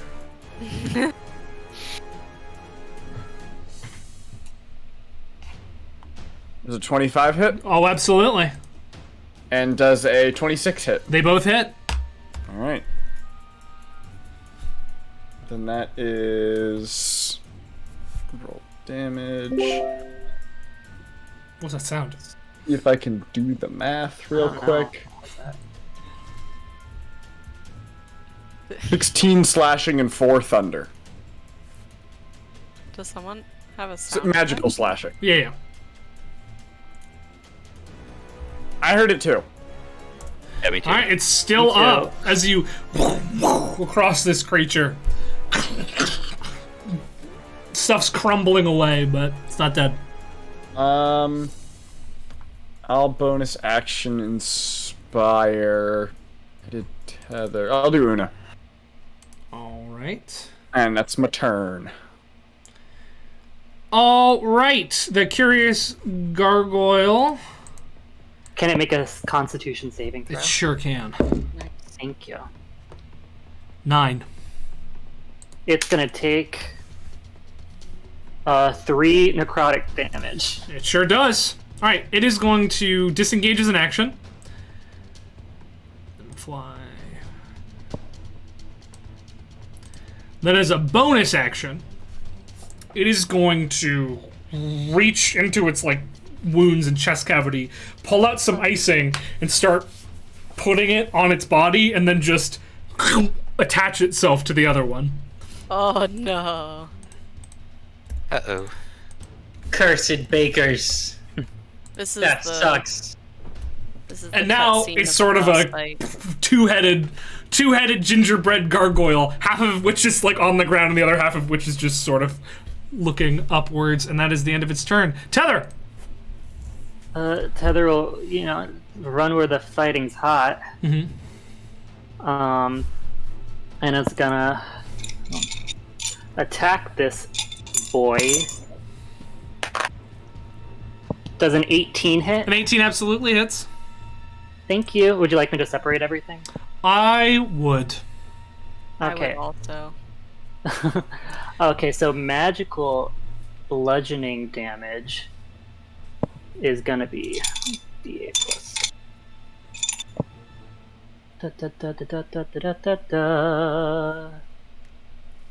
I'm gonna do a D8 plus 5. Another 12 Christ. points of magical bludgeoning. You just I'm gonna add. bash into this thing. I'm gonna add my inspiration from Septin, so that's another D8, right? Yeah, of bludgeoning damage. Which is another 8. Mm-hmm. And then how much is fire, you said? D4. 3 fire. It doesn't seem like the fire is doing as much damage as you'd hoped to the baked Okay. good. And then poison from the, I rolled 2 1s. 2. The poison doesn't affect it. Okay, cool. Yay. Construct. Yeah. But you took this thing from a horrifying two-bodied monstrosity to barely held together. Let's go, tank. All right, anything else from each other? I don't really have any bonus actions to do right now. Cool. Right? Yeah. All right. Yeah. Una. Yeah. Boop, boop, boop. And swing, swing, swing. You have advantage. Oh, you would have disadvantage on ranged ones because it's prone. But if you wanted to get closer, you could have advantage on melee. I just use big Oh, it's sword. prone. I could have. You should have had advantage. Hey, roll to see if you crit. Oh well. Tether. Well, Just roll another d20, see if you would have hit. You would've Oh, I crit. would have natural one it. Well, then it doesn't even matter. Yep. Okie dokie. Then, bing bang. With advantage, you have. Halfling luck, baby. With advantage? Oh, wait. Hold on. I wasn't even thinking of advantage. Hold on. It's like you got 2 ones? Christ. Retcon. Yeah. I'm gonna... Wait. Just Hold on. 14. does not hit. But I'm gonna add my inspiration. Sick. Does a 16 hit? 16 does hit. Go ahead and roll your damage. Oh! Coming. This has been the in. best use of Peter's inspiration in all the campaign. That's Feels true. good. Feels good of an inspiration. Well, it's gets really used. good when when I'm on my sheet, I click the little inspiration sun, and that really helps me remember. I mean, speaking of inspiration, you all have... Bonds of trust. Yes, but you also have an inspiration from last session. So you can Remember use he that gave to it- get one advantage roll. He gave it to us. We all got really mad. You did. That's why we didn't remember. Because we all wanted to If it's level up. leveling up or nothing. So, anyway, that is 22 points of psychic damage. Absolutely obliterated. Alright, and that seems to be all of the bad boys in this corridor.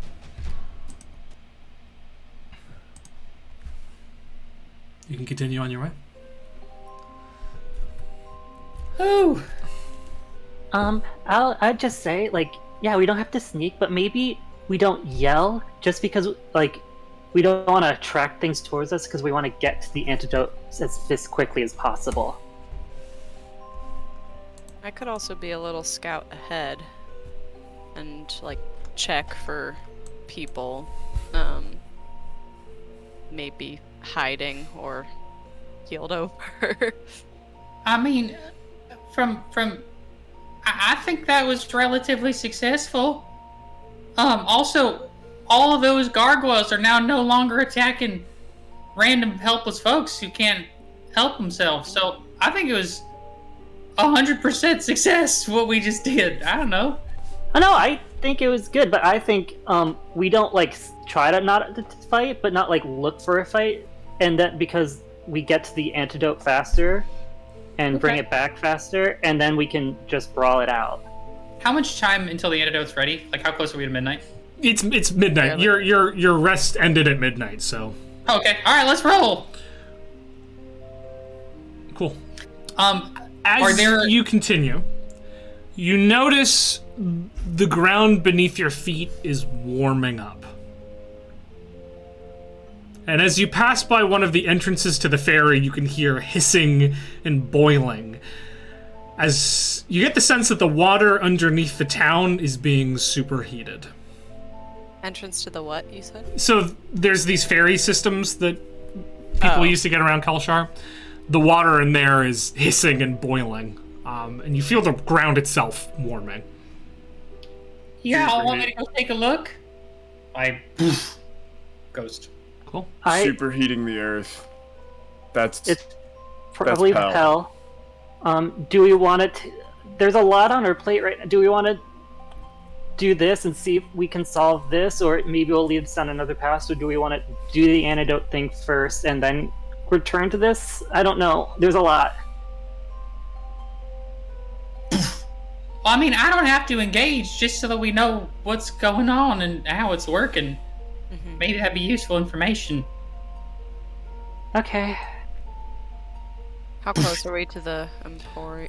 You're like 3 minutes away. Okay. Oligarch Alchemy, yeah.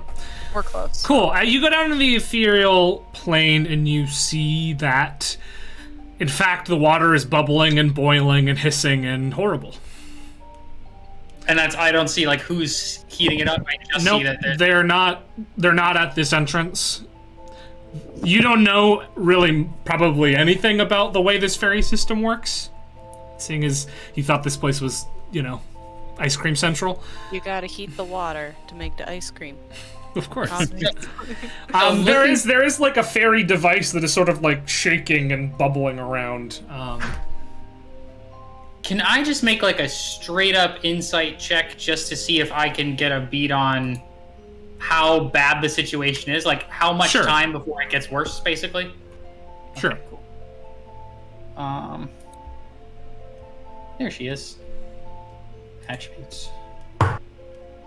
Insight 16 minus 1. 15. It doesn't seem to be getting worse as you watch it. You're not there for very long, but it seems as though it's reached its boiling temperature and it's staying there. Okay. I'm gonna come back up. Hey everybody. Let's keep going. I think this'll hold on for a minute, and I think the most important thing is the antidote for sure. It doesn't look like it's. I mean, obviously, water can only get so hot, right? So. You see a cobblestone in front of you just hiss as like probably where the steam is released from beneath. It's only gonna keep getting worse though, so let's hurry. Antidote. Cool. Because the more people we can heal, the more people we can help. That is true. Or they can help us. All right. You make your way over to Oligarch Alchemy. You see that the lights are all off and the door is closed and locked. Hi. Beep boop. Have you arrived? We are here. The key is under the doormat. Thank you. I go through the door. Yeah. Everett. Oh, okay. You see Professor Mordul and Grenet are like leaned over like it's a hooded lantern that's pointing at their work but not doing any light elsewhere. Like, good. How did you Sorry, do force of habit. My bad. How did you do this? Magic. I see. I'm not a wizard myself. Very well. Your friend. Yep. I hear it. Great. Welcome. So I have some news good and some news bad. Great. I mean, oh no. We know what this is made of and we can recreate it. Unfortunately, some of the materials we do not have. But we know where you could find them.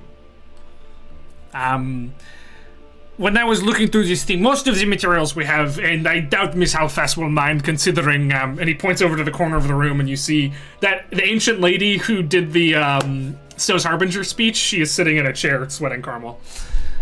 She will, I am sure, appreciate this. There are two ingredients we don't have, and I need in fair amounts. The first is Templar's Hood. You can make a nature check, Tether, if you'd like to on this. Nature check. Nature check. 11. You've heard of it before, but you're not really sure what it's about. Okay. Unfortunately, it grows on the alpine lines of mountain ranges, so we do not have any here. If we went a little bit more south, you could probably find some in the Denovan Peaks, but I do know a guy, an underground importer who lives about 10 minutes north of the town. His name is Dragon, and I am almost sure he has stock of it. I have this sack right here. We need that much. The second thing is, I'm very glad that you brought this man with you because I would not have known what it was otherwise. It is not a component often used in potion making. It's this dust of Durlstone, which I don't know if you know Durlstone, but it's an arcane conductor.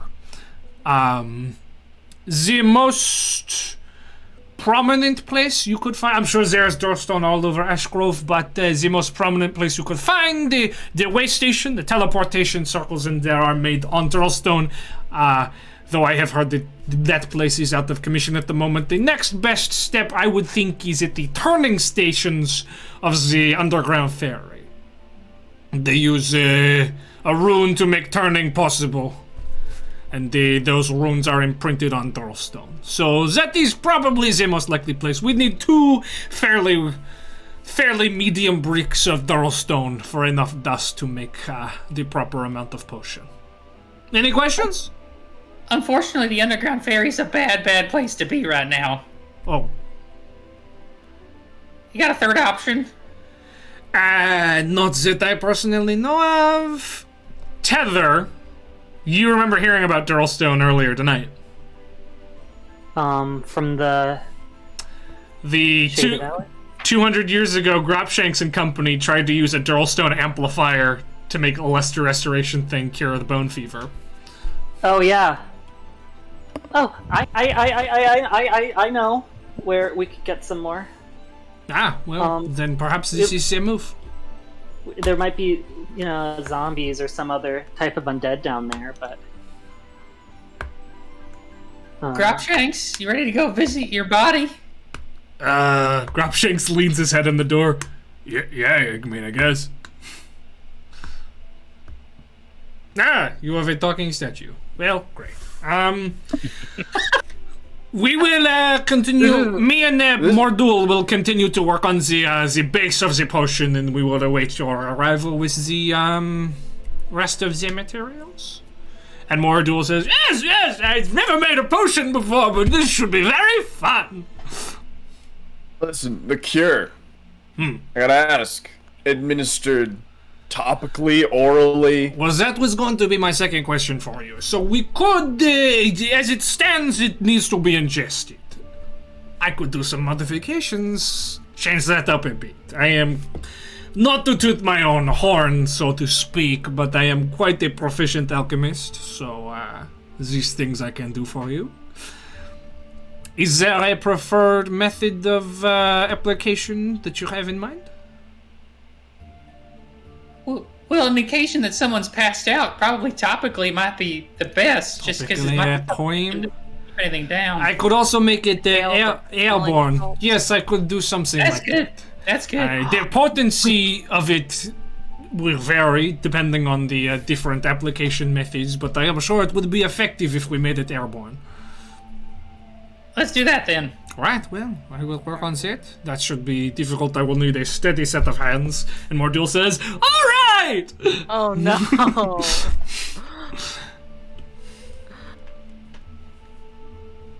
All right, well, I guess first order of business is to get that Templar's whatnot, probably. Templar's hood. Yes, if you want to head that way, then you are more than Because it's welcome. north, so we go there and then do a little bank to where You could probably triangulate down into Ash Grove. Just walking, probably take an hour.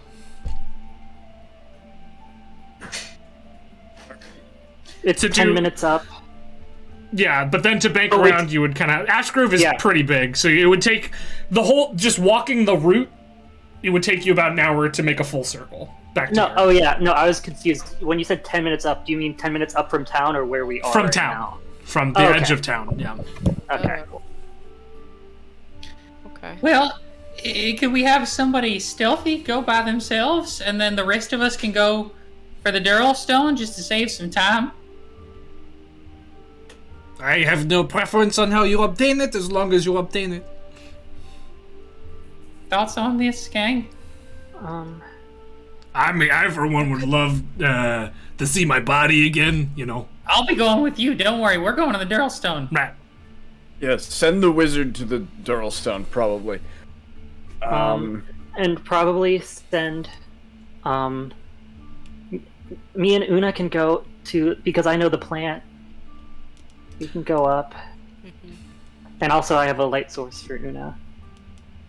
Great. As long as you don't get seen, right? Because I'm taking our heaviest hitter, at least for the moment, with me. So Do we want to split up if we're fighting down there?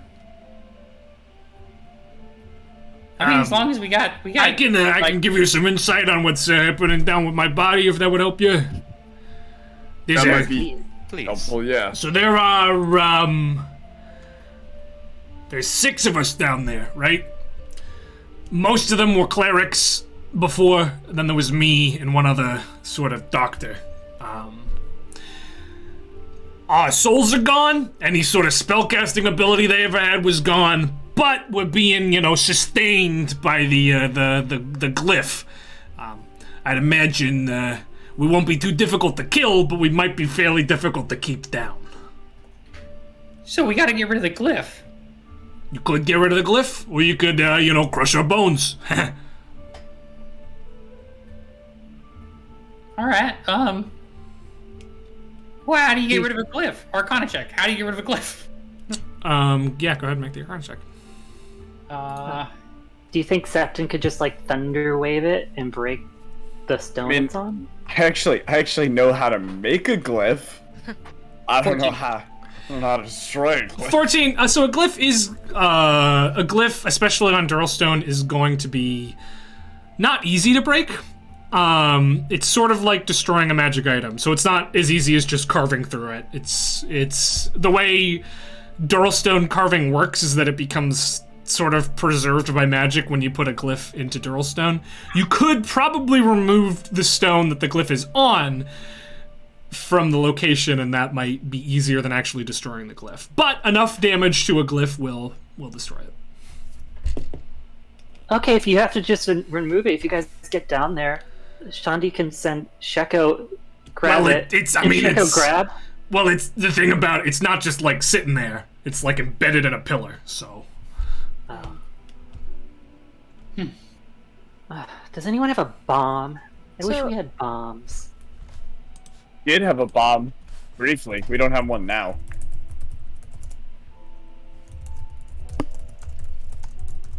I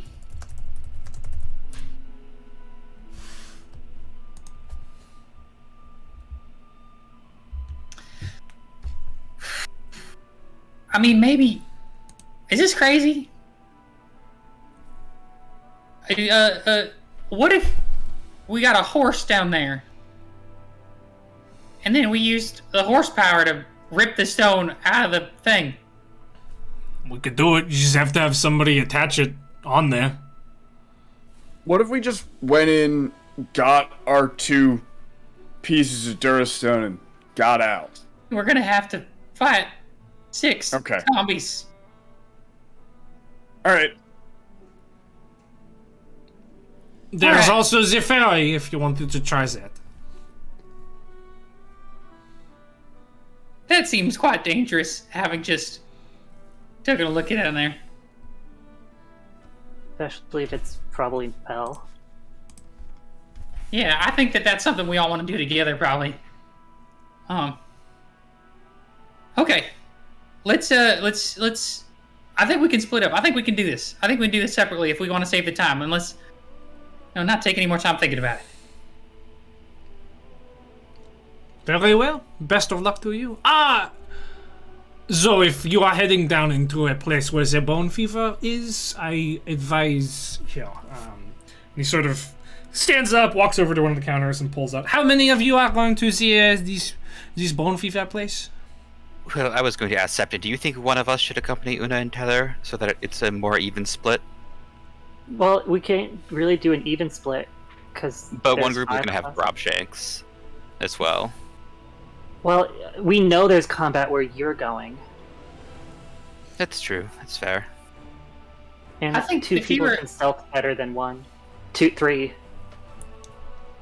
I'd like the 2 of you to come along if it's all the same. Yeah, I'll head down. I'll head down with you. Very well. So there's 3 of you and this statue. And he pulls out 3 bottles. This is going to prevent you from catching the bone fever while you're down there. It is an eradicated disease, but better safe than sorry, no? Right. Thank you. So we take this before or after? It's going to last you 30 minutes, so time it well. Alright. Prevent you from catching disease. I assume statues can't get bone fever? I don't have bones! Well, then you Wait, won't get it. Are we gonna be releasing 100-year-old pathogens out into the air? We can seal the door behind us, so we're like sort of trapped in there. You know what I mean? Okay. Can we get back out? Well, yeah, we can open it up from the inside. That's not a problem. Okay.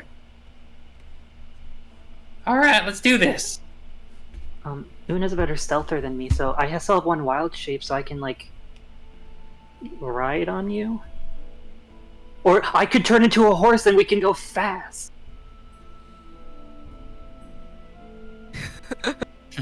That's thinking. So we could, but then that defeats The the stealth. I'm gonna just Wait. do a quick think. A horse.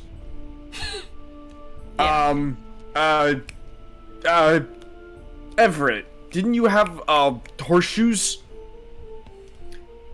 You're right. I don't know if we can put them on, but I didn't even think about putting them on a wild-shaped horse. Yeah. They make you what do float. the horseshoes do? All They make the spooky. horse float.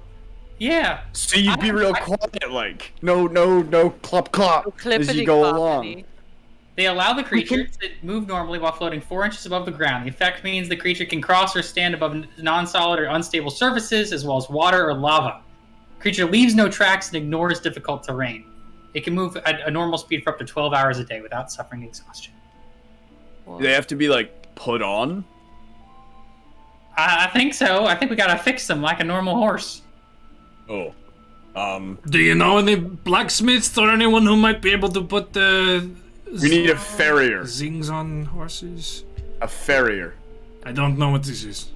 That's a person who puts horseshoes on a horse. There's gotta be a farrier at Favelar's, right? At least somebody. I mean, it's not that uncommon of a Someone skill. in the city is a farrier, but I feel like anytime we gain from the horse, we lose with going to the farrier. You know what I mean? Yeah. Okay, maybe that's another time. It was really good though. Alright. You could go into something small, Tether.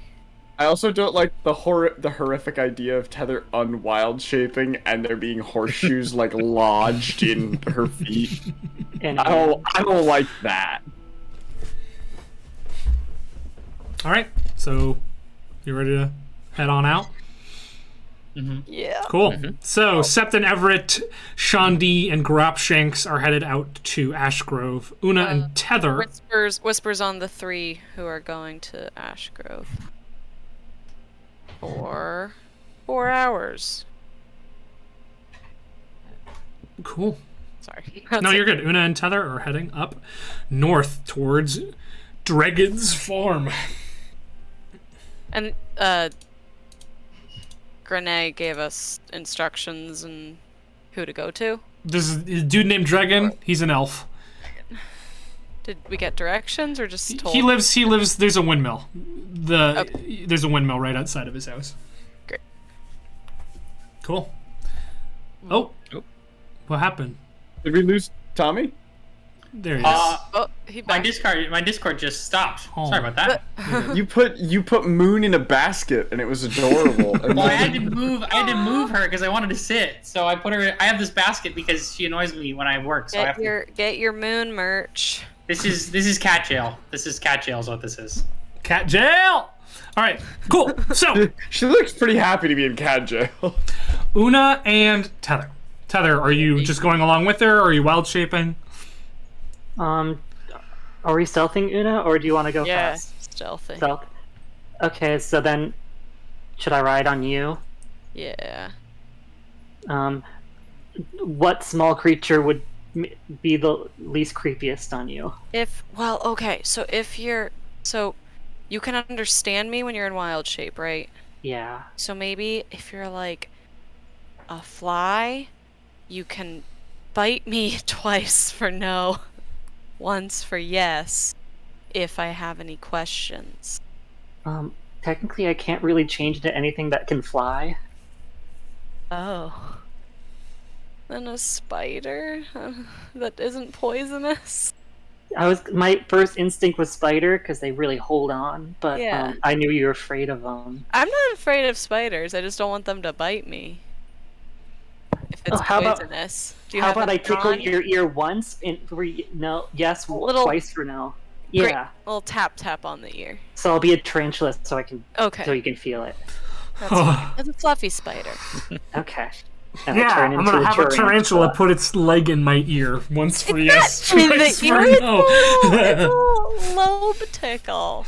No, Una's scared of ghosts, not unless I wish I could pass without trace you, but I can't. It's What okay, about it's spider okay. ghosts? Or long strider. I Spiders. feel like did I use my sheet won't let me You mark. fought phase spiders before and it was fine, so I imagine you're probably not scared to fight the spiders. No, yeah, but Oh, I think I have one first level spell left.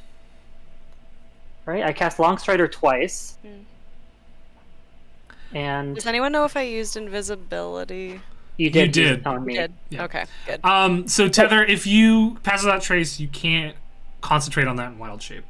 No, I can't. I'm not doing pass without trace. That's a second level. I don't have that. But I think I have one first level spell left, so I can do Long Strider on Una. Cool. Feel free. Because I have the dirt, the Yep. dust. Okay. Okay. This is so new for me. In your face. Oh shit! I think I have to actually still cast the spell. I'm so speedy now. Now you are, after that second handful of dust. Okay, and then I turn into a tarantula. All right. You make your way off. Boys, how are you traveling? Boys' room. In style. How to make Just this crypt quietly. into boys' room. Yeah, probably stealthily. Cool. All right, can I get some stealth checks from you? Yeah. You bet. 11. 13. 4. Grabshanks gets an actual 20. Fuck, man. All right. Can that- Shanks carry me? No, that average is enough, though, that you are undisturbed on your way, at least until the entrance to Ashgrove, to the way station. Cool. Tether and Una, you quickly make your way towards the edge of town. There's nothing stopping you from leaving the town, so you make your way out into the countryside. When Una, you feel your ear activate. Is this Una Notwise of the Bright Futures Initiative? Yes. Good. I'm glad that we got the right person. My name is First Wing Barimu of the Wings of Zymor. Nice to meet you. We understand there's something of a terrorist attack happening on the town right at the moment. Correct. Some sort of biological weapon? A curse? Or a poison of some kind? Yes. This feels like a telemarketer. Have you been affected by any No! of the... I'm sorry. Right, well, I have a battalion waiting out outside. We are not going to approach in case this thing is contagious. What can you tell me about the situation? Wait, you said my ear? Yeah, the ear was given to you by the Platinum Claw, and this is a member of the Platinum Claw. Got you. What was this the name? What was the name? First Wing Barimu. Berimu. Barimu. What was the question? Can you tell me anything about the situation? We've received some reports, but most of them have been fairly scattered. Can I insight check through a... Go for it. Yeah, that's fine. Through an ear? Yeah. Insight check. The DC will be a little higher because you can't see any physical things, but It's 11. as far as you can tell, this is a no-nonsense military type, trying to get a sense of what's going on. Okay. Well, there was an attack at a dance hall. The town has been eating these pastries for the past few months, and a curse was activated through them. We're trying to work on an antidote right now. Right. Well, how close are you to that antidote? Not at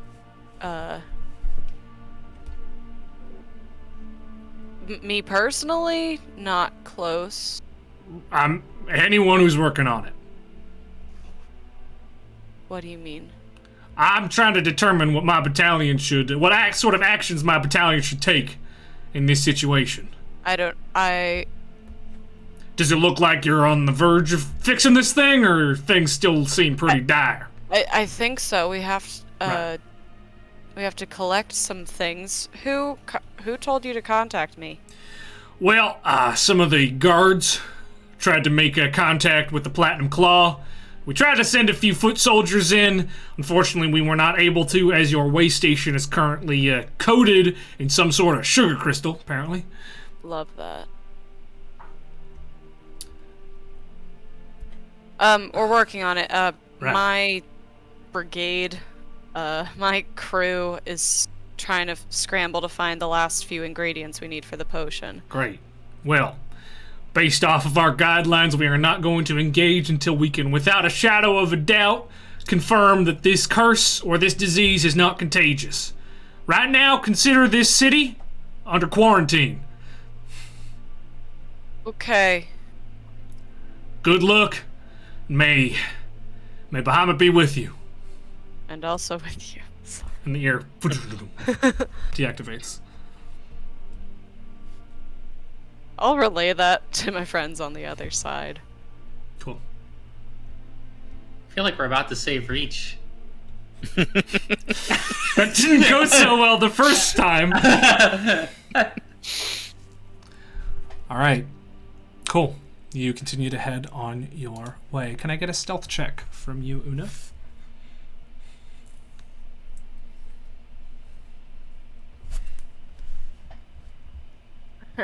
Well.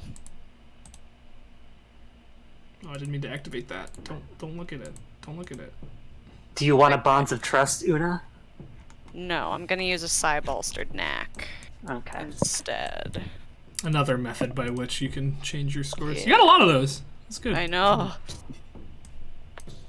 Oh! So, 21. Nice. All right. So, it's very dark out here. Oh yeah. You're in farm country. You can see, I mean, the stars and the moonlight are illuminating things a little bit, but it is difficult to make things out. But as you imagine this darkness is working your advantage as well. The grass around here is fairly tall. You make your way through crop fields fairly efficiently until you see a large structure in the distance. It's really hard to make out details, but you're pretty confident that it's a windmill. I'm going to activate the map. Fortunately, there are no light sources on this map. So it is kind of pitch black for Wait, you. I have my rings that give me 10 feet. If you want to activate those, yeah. Then I'm Won't going to... really help the stealth, but... Well, definitely won't help the stealth, but you are going to illuminate 10 feet of bright... Is it bright or dim light? Does it sound that thing there? Let me pull them up. Ring. Where are my rings? Splinted rings. Dim light. Dim, cool. Yeah. Oh, no. Bright light in radius of 10 feet. Dim light for 10 more 10 feet. more after that. Great. All right. So you should be able to see a little bit now. Yeah. Okay. You would pop up on this side of the road. Tether, I'm just putting you here so you can see what's going on. You're not actually there. The windmill is to the... You can... I don't think you can see it. I can just see it. Cool. The windmill is up over in that direction. You do hear noises as though there are creatures here. Can I hear anything else or just creatures? Make a perception check. 26. 26. All right. Tether, where'd you go? I just took her away so the streambot can't see. Okay. Cool. You with a 26, you do hear some creaking. Sounds like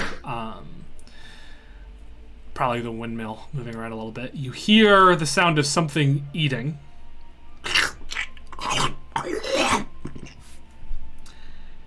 And you hear the faint hiss of steam. Barely perceptible, like a tea kettle before it howls. So if there's the windmill, where are the creature sounds coming from? The eating sound is coming from north of the windmill, but you can also hear some wing flaps from the top of the windmill. From the top. Blake, as a spider, I have dark vision up to 30 feet. Do I see anything? You don't have to put it on screen. Not from this distance, no. Okay. Well, if Una ever moves forward and I will see let you something, know. can you tell me so I can bat her ear? I absolutely will. Thank you. I'm gonna. Well, it doesn't take much to turn off the rings. Yeah, you can just So I sort of. might just blip out of them and kind of head towards where I saw the windmill. And I'll like quietly tell Tether what I'm hearing. Be like, I'm gonna turn off the rings. I'm just gonna head towards the windmill and see if I can like just get into the building. I so wish I had had time to do my next feat thing I wanted to do, which was learn Thieves' Cant. All right, make another stealth check for me.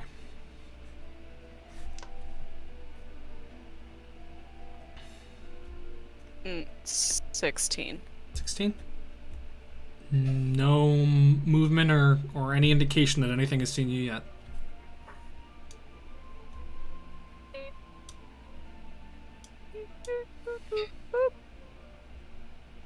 Once I'm there, can I feel along the wall for a window? Yeah, you can start feeling along. Am I Tether, you're at the base now. Tether, you see on the top 2 gargoyles looking down. Okay, Tether's gonna. What was that? That was like a tap on your ear. Oh, so once you look, the spider's gonna do this with one thing, and then hold up 2 arms. Stop. Go. And then once again, and then she's gonna lift up 2 more, so it looks less like a goal.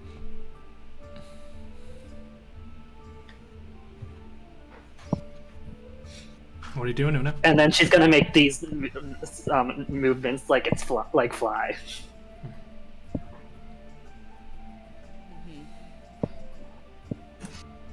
I still wanted to feel on the wall for maybe a window. Cool, make an investigation check for me. I'll change the music. This is a little nice. What are you talking about? It's perfectly a nice situation. Yeah, sure. Yeah, because we're not gonna do a combat here. 20. Nope. Well, 20-some. 25. 25. You make your way around to the back of the windmill and you feel a ridge as though there is a window here. Right. It's locked. Do I see the window? You do. Do I see the edges? Could a spider fit through? It would be a squeeze. It'd be an acrobatics check. Okay. You're a pretty big spider. Tether's gonna do this again. And then Tether's gonna Put my arm out so you can crawl. Yeah, I'm gonna crawl out, and then she's gonna turn to you, be like, point to herself, then the window, and then do this motion as if opening. I'll take my thieves' tools out for backup. Cool. And be like, ding ding. Okay, so I'm gonna start crawling towards the window. Cool. Athletics. Acrobatics. Acrobatics. As a sorry. spider. Yeah. The spider 5e. I had it up, but then I need to stop closing windows instead of just moving away. Okay, got it up. And instead, let's open that window. Nice. My dex is +2, so that's a 17. 17. You sneak your way through. It is not comfortable, but you manage to slide through a crack at the bottom. You feel your big spider butt kind of get crushed in a little bit. That big. And then inside, is there anything inside? Yes, there is. Una's hugging the wall now. There's a chair And sitting in that chair is a figure, an elven man. Though he seems uncharacteristically unclean for an elf. He has like a scraggly, unkempt beard. His brown hair is unwashed. Sorry, let me pull this up. His brown hair is unwashed and greased back. And you see, holding in a strap to his arm seems to be... It's this weird, brassy device. This big canister, and coming out the front looks to be a ballista bolt. And he's holding his arm, and he's aiming it at the door.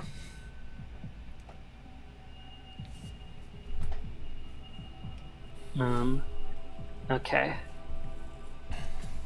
Oh, God, okay. Tether's gonna, like, crawl down the wall to the floor. Mm-hmm. Is there, like, a table or anything between? Like, this is it windmill, just open space between this windmill doesn't seem... I mean, there's some cogs and machinery, but the windmill doesn't seem to actually do what a windmill is meant to do. There's no grain being produced here. Yeah. So there's not... So I'm just saying, is it just an open space? Pretty much an open space with this chair in the middle, yeah. Okay. Tether's gonna get in position to transform back into a person in this position. Behind or in front? In front. Not in front, where he's pointing, but like, you know, to the side, but still in his forward vision. Okay. And I'll do it. You got it. You got it. Make a charisma saving throw for me to determine his reaction to a mushroom person just appearing in front of him. Okay. Charisma. Have we used bonds of trust today? You haven't, but you can't see her. Okay. Oh, I gotta see them. You're right. Thank goodness I have a -1. 12? 12 beats the DC by 1. As you appear, he turns his thing at you, but he doesn't fire it. My name's Tether. Sorry I snuck up on you.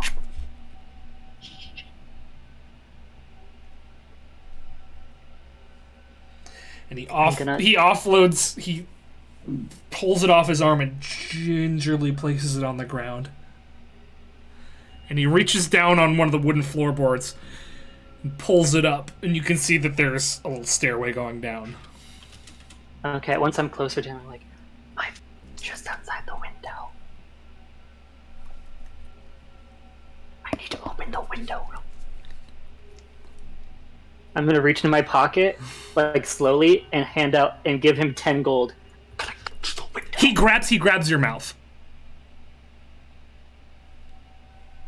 He sort of nods and opens his eyes widely at you, nods his head down there, takes the gold, and then sort of maneuvers you down into the basement, or towards the stairs. He's gonna step down, he's gonna close the door, and he's gonna say, "Those motherfuckers have really good hearing. I heard you, I'm gonna do it, but if you fucking talk up there, we're gonna die. So sit down here and be patient, I'll get your friend in. Thank you. Thank you for the gold." And then he goes back upstairs, and it closes. Una, you hear some fiddling at the window. And sorry. Do you do that? No, in her head, Una's kind of being like, because it feels like it's taking forever. She's like, "Hi, Ghoul Doc. We haven't spoken. This probably won't even reach you because you're probably..." This is in her head. Yeah. But for the audience, because you probably aren't real. But like, if there's a dire scenario and it looks like my friends and I are about to die, if you could just sweep in, that'd be great. Thanks. Never talked to an entity before. The window opens. And you see, sort of leaning forward, is just like the greasiest elf you've seen in your entire life.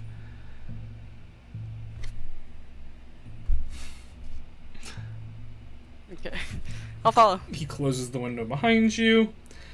He pulls up wood plank and gestures downwards. And he follows and closes it. Y'all make your way down. It's more stairs than you expected, leading downwards into a large, fairly well-lit room full of crates, unmarked crates stacked on each other, just like probably a 30-foot tall room of crates stacked on top of each other. Comes in, he closes the second door, says, "Name's Dragon. How can I help you?" Hi, Dragon. My name's Tether. This is my friend Una. Sorry for surprising Yeah, that you. was pretty scary. Didn't like it. But you know, better than getting ripped to pieces by a bunch of gargoyles. That's what I say every day. Yeah. So, you come to help me with my gargoyle problem? Actually, we were hoping. Do you have insert name of plant here? Because Michael Templar's Hood. Templar's Hood. Well, I'm just a farmer. Why would I have something like that? Grenade sent us. Grenade fucking... That motherfucking Solosian just, rat me out. I run an illegal business here. It's a dire situation. I'm a part of the Shaded Alley, which I think is illegal too. So don't worry. Yeah, it's very illegal. I deal with them sometimes. Okay, well, yeah, I might have some Templar's Hood. Why do you need it? There's a situation in the city. Yeah, I figured there might be since there's fucking gargoyles on my roof. So a lot of the town is infected right now. It's not contagious. Oh, better fucking not be. And we're trying to get a cure. All and right. We need Templar's Hood. How much Templar's Hood you need? Bag. Two Full. bag, yeah. bag Fill full that that much we got. bag out of Templar's Hood. It's like 500 gold. Okay. What? Damn, I would have said higher if I thought you would have just gone straight for 500 gold, 500 gold for me, 500 gold for you. That works. In Tether's head, I'm like, Tether, I don't have that much. And I put out and I reached out and take out 490 gold.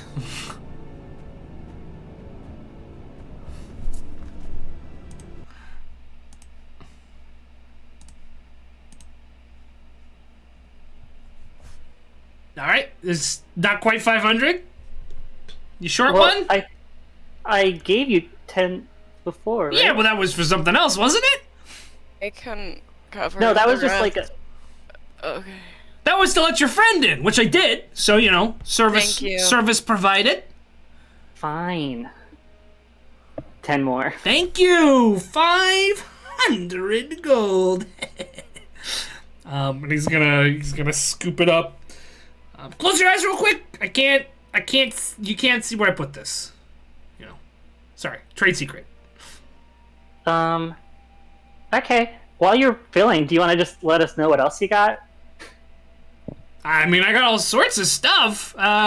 Here, and he just pulls out a pouch and slides it in for now. All right. I mean, what sort of stuff are you interested in? Herbs or other things? Well, I do make poisons, but we can do this another day. It's a pretty pressing thing. Sure. I have things that provide dark vision. Things that provide dark. I mean, I don't tend to deal in magic items. I just ask everybody at this point. I can procure them though. I'm an importer. So if you're ever looking for something specific, I can get it for you. Okay. Recently, Yeah, I but, actually like- just got in a shipment from Kruth. There's these things that the hobgoblins down there made. She still has her eyes closed, by the way. He's not gonna tell you to token them. They use steam to shoot metal at high speeds and kill the shit out of anything you shoot it at. It's like a crossbow, but it's steam powered. I think they call them guns. Oh, wow. That sounds Could scary. it be like Oh, it's already a thing. It couldn't be used to enhance a No, thing? it's like, it's a thing in Kruth. A very well kept secret by them hobgoblins Graphic. doon there, but Strap a gun to my grappling hook. Una and Tether come back with Glocks. Hey, what's up? Do you have anything that might help us be stealthy or be invisible? I've got a couple ghillie suits. How much are the ghillie suits? 20 gold a pop. Done. I can give you 20 for both. Nah, it's 20 each. I Okay. can do 20 each. I give 40. Okay. Thank you. No, All I right, don't. let me. All right. Now close your eyes, unless you want to do some more business, in which case I'm more than happy. No, good. Right. Close your eyes. Oh, what are your names, by the way? Did you tell me? Yes, I did. I have a bad yes. memory. You're My name Guran. is Tether, Tether. and you're this is Una. Una. Tether. Great. Oh, I think this goes without saying. You never met me. I don't live here. This is just a farm. Yeah, that's so funny. You never met us either. Okay, all right. We're on the same page. All right. Yeah. All right, now close your eyes. I gotta go get this stuff. Okay. All right, so you close your eyes and you hear some banging and rustling and grunts. And eventually, he says, all right, you can open them. You see the bag has been filled with Templar's hood. It's this purple flower that sort of the flower of it stems down towards the base a little bit, creating sort of an upside down cup. And there's also two just like mounds of grass. I just realized, why does Tether need a ghillie suit? If anyone didn't need a ghillie suit, it would be Tether. Hey, well now we have two. So. Yeah. Right. Well, there's your stuff. Thank you. Thank you. We're gonna head out. We're hoping not to have to fight your gargoyles, so I'd recommend staying down here for the rest of the night until we send someone to get rid of them. I wanted to test out one of those guns, personally, but yeah, you're probably right. Yeah. Yeah, but it's too deep. It's up here, see? Yeah, all right, sorry. Yeah, you're probably right. Okay, well, if you do get the chance to send somebody out here to deal with these gargoyles, that'd be great for me, you know? But, I understand you got more pressing matters at hand, so, you do you. Yeah, we'll hopefully remember to send someone post haste. And so I guess we'll take our leave now. Right. I'll be real quiet on your way out, okay? Okay, and well, you have herbs and stuff. I got all sorts of stuff. Poisons. If you're looking for, like, some exotic designer drugs as well, it's a good place to get it. I didn't hear that. Oh, cool. You didn't hear any of this. I heard none of it. If you ever want to act like a middleman because like you get herbs and you want to sell like expensive poisons, let me know. I can mix it. We could do some work together. I'm an importer by trade. I don't really make things myself, but I'm always looking for business ventures. So if you ever hear of anything that's in a different country, a different continent, anywhere, and you want it, Dragon's your guy. Also, Okay. give Grenay a good old slap across the face when you see him next for blowing my fucking cover. All right? Okay. I don't think we will. Yeah. Also, I have a large supply of what is the mushroom called that's underneath our porch? I don't remember. It was the blue one. Yeah. Hang on, I might have that in my notes, because Chef wanted it. Yeah, Chef just really wanted to get high for a minute. That was a weird arc. Septim was trying to get alcohol, I don't remember why. You just wanted Bribe it. the guards. You're a kid, you know. I did you use it to wanted- bribe, that's Yeah, right. that's true. Yeah.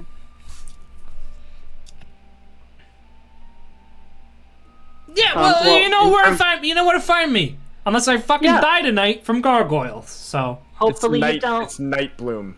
It's Yeah. Night Bloom. I have a large supply of night bloom. If you ever want to buy some of that. maybe. Got a whole business. Yeah. We'll We're up in talk. Hagen. We'll talk. We'll talk. Well, Yeah, I'm yeah. not going to you. You Okay. can come to me if you need me. All right. Okay. Okay. As we put on ghillie suits. Yeah. Dun, dun, dun, dun, dun, dun, dun. Dun, dun, dun, dun. Okay, I can't turn into a spider anymore, so Hey, but just we're be the covered two. now. The ghillie suits that'll be useless as soon as you're inside the city. That's true. But we can get away from here. Yes. All right, and you head up, out, and away. I need one more stealth check from you guys. Advantage with the ghillie suit. Yes, you can have Ghillie suit advantage. advantage? You can have ghillie suit advantage. Yay! 19. Cool. 19 for you and 17 for me. Nice. Both are good enough to get out of here without drawing any more attention. Though, as you go away, Tether, you take a sneak peek. There is a house next to this thing and a stable, and it looks like 3 caramel canines are eating what remains of a horse here.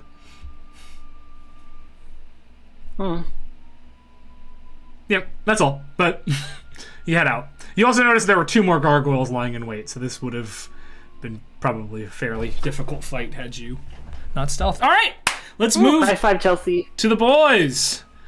So, the gang, you make your way over to Ashgrove. And as you make your way into Ashgrove, Shandi, you feel not at home, but you recognize the vibes of this place. This is where the nobility of the city live. And you know that the nobility of Kelshar is quite a bit, more limited and lower ranking than those in Sarduk, but you can see the same trappings of wealth in these houses. There are less people just passed out in the streets, but you do notice the private guard that tend to stand at the front of these houses are passed the fuck out, caramelizing. Though there don't seem to be any nobles caramelizing anywhere, and you do see people peeking out behind windows and whatnot. The disease seemed to have hit a little less hard over here, as it did in other parts of the city. But eventually you make your way to a large memorial. It's a big stone pillar, and there are a bunch of names written on it. Grobshank says, "Yeah, when we went down there, this thing wasn't here. They built it after they figured out the cure, so... My name's probably on there, though." Is your name Cropshanks? Yeah. What's your whole name? Well, I mean, I was an orphan. I didn't really have a last name. And the people who raised me said, "You look like a Grabshanks." I think they might have been insulting me, but it kind of stuck, so... Pie in the sky history check for the name Gropshanks. Where does it appear? Why would somebody be called that? Okay, go for it.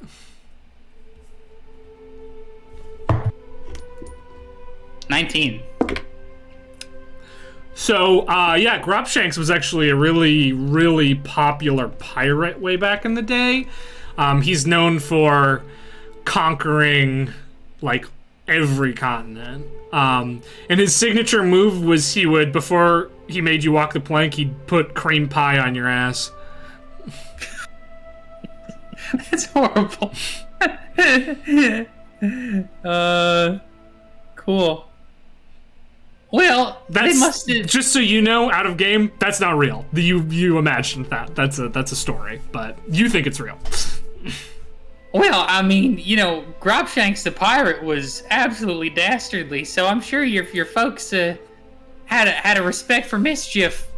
That whole cream pie bit that he used to do is, oof, really weird. You've lost me, but okay.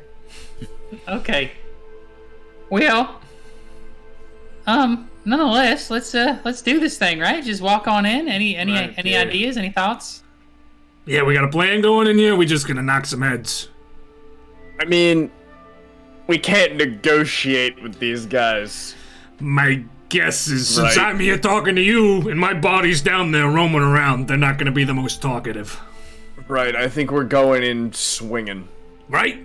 All right. Well, I'll open her up when you're ready. You got those potions? You might want to drink them now. Oh, shit, yeah. All right, so then he does top, bottom, left, right on the caduceus, and the rock. This is around the back of the memorial, by the way. It's not at the very front, but it opens a little bit, and there's a very narrow set of dirt stairs leading down a dirt pathway. We got a marching order here, or Well, I could take point. right? why don't we have Grubshanks take point, and then you can follow, just in case. Your call. If Grabshanks is okay with that. Yeah, I'll do whatever. I think just to save yourself, except for just seeing as Grubshanks is made of wood. And who's after me? That would be me. Right. Yeah, then I'll go in the middle. I'll come back at the rear. Yeah, you're in the back. Right. All right, here we go. And he starts climbing down the stairs. He has to duck a little bit to fit. All right, and you make your way down the stairs. It's not a terribly long trip, but as you reach the middle of the stairs, the doors behind you close back in, and you're in darkness. But I don't think that's an issue for any of you. Nope. Make your way down a little bit farther, and you see a wooden door, and across it are just a bunch of chains strung. So I can rip these down and run in there. We're gonna be bottlenecked here a little bit as we get in. But, everybody ready? Let's not go in. Let's let them come out. Yeah, that's not a bad idea. Just have them deal with the bottleneck. The thing about that is that you will not be able to assist me in this. They will come straight towards me, and you won't be able to help. Right, no, we gotta bust in, I think. You know, a guy I used to know used to say bustin' makes him feel good. Oh, I have heard tell of that saying, actually. No, it's an old song. I've heard it. It's Yeah. I'll have to learn that one. Yeah, it was a good one. I listened to that song earlier too. I did too. All right, let me know when you're ready to go, and I'll bust in. All right, here we go. Let's bust. Let's do it. All right. Boys are busting. Could you fucking work, please? It's not working. Oh no. As long as you My map broke. Sorry, one sec. as long as you don't bust me. Keep RPing about to bust. What the fuck is happening, dude? Sorry, give me a second. Bustin'.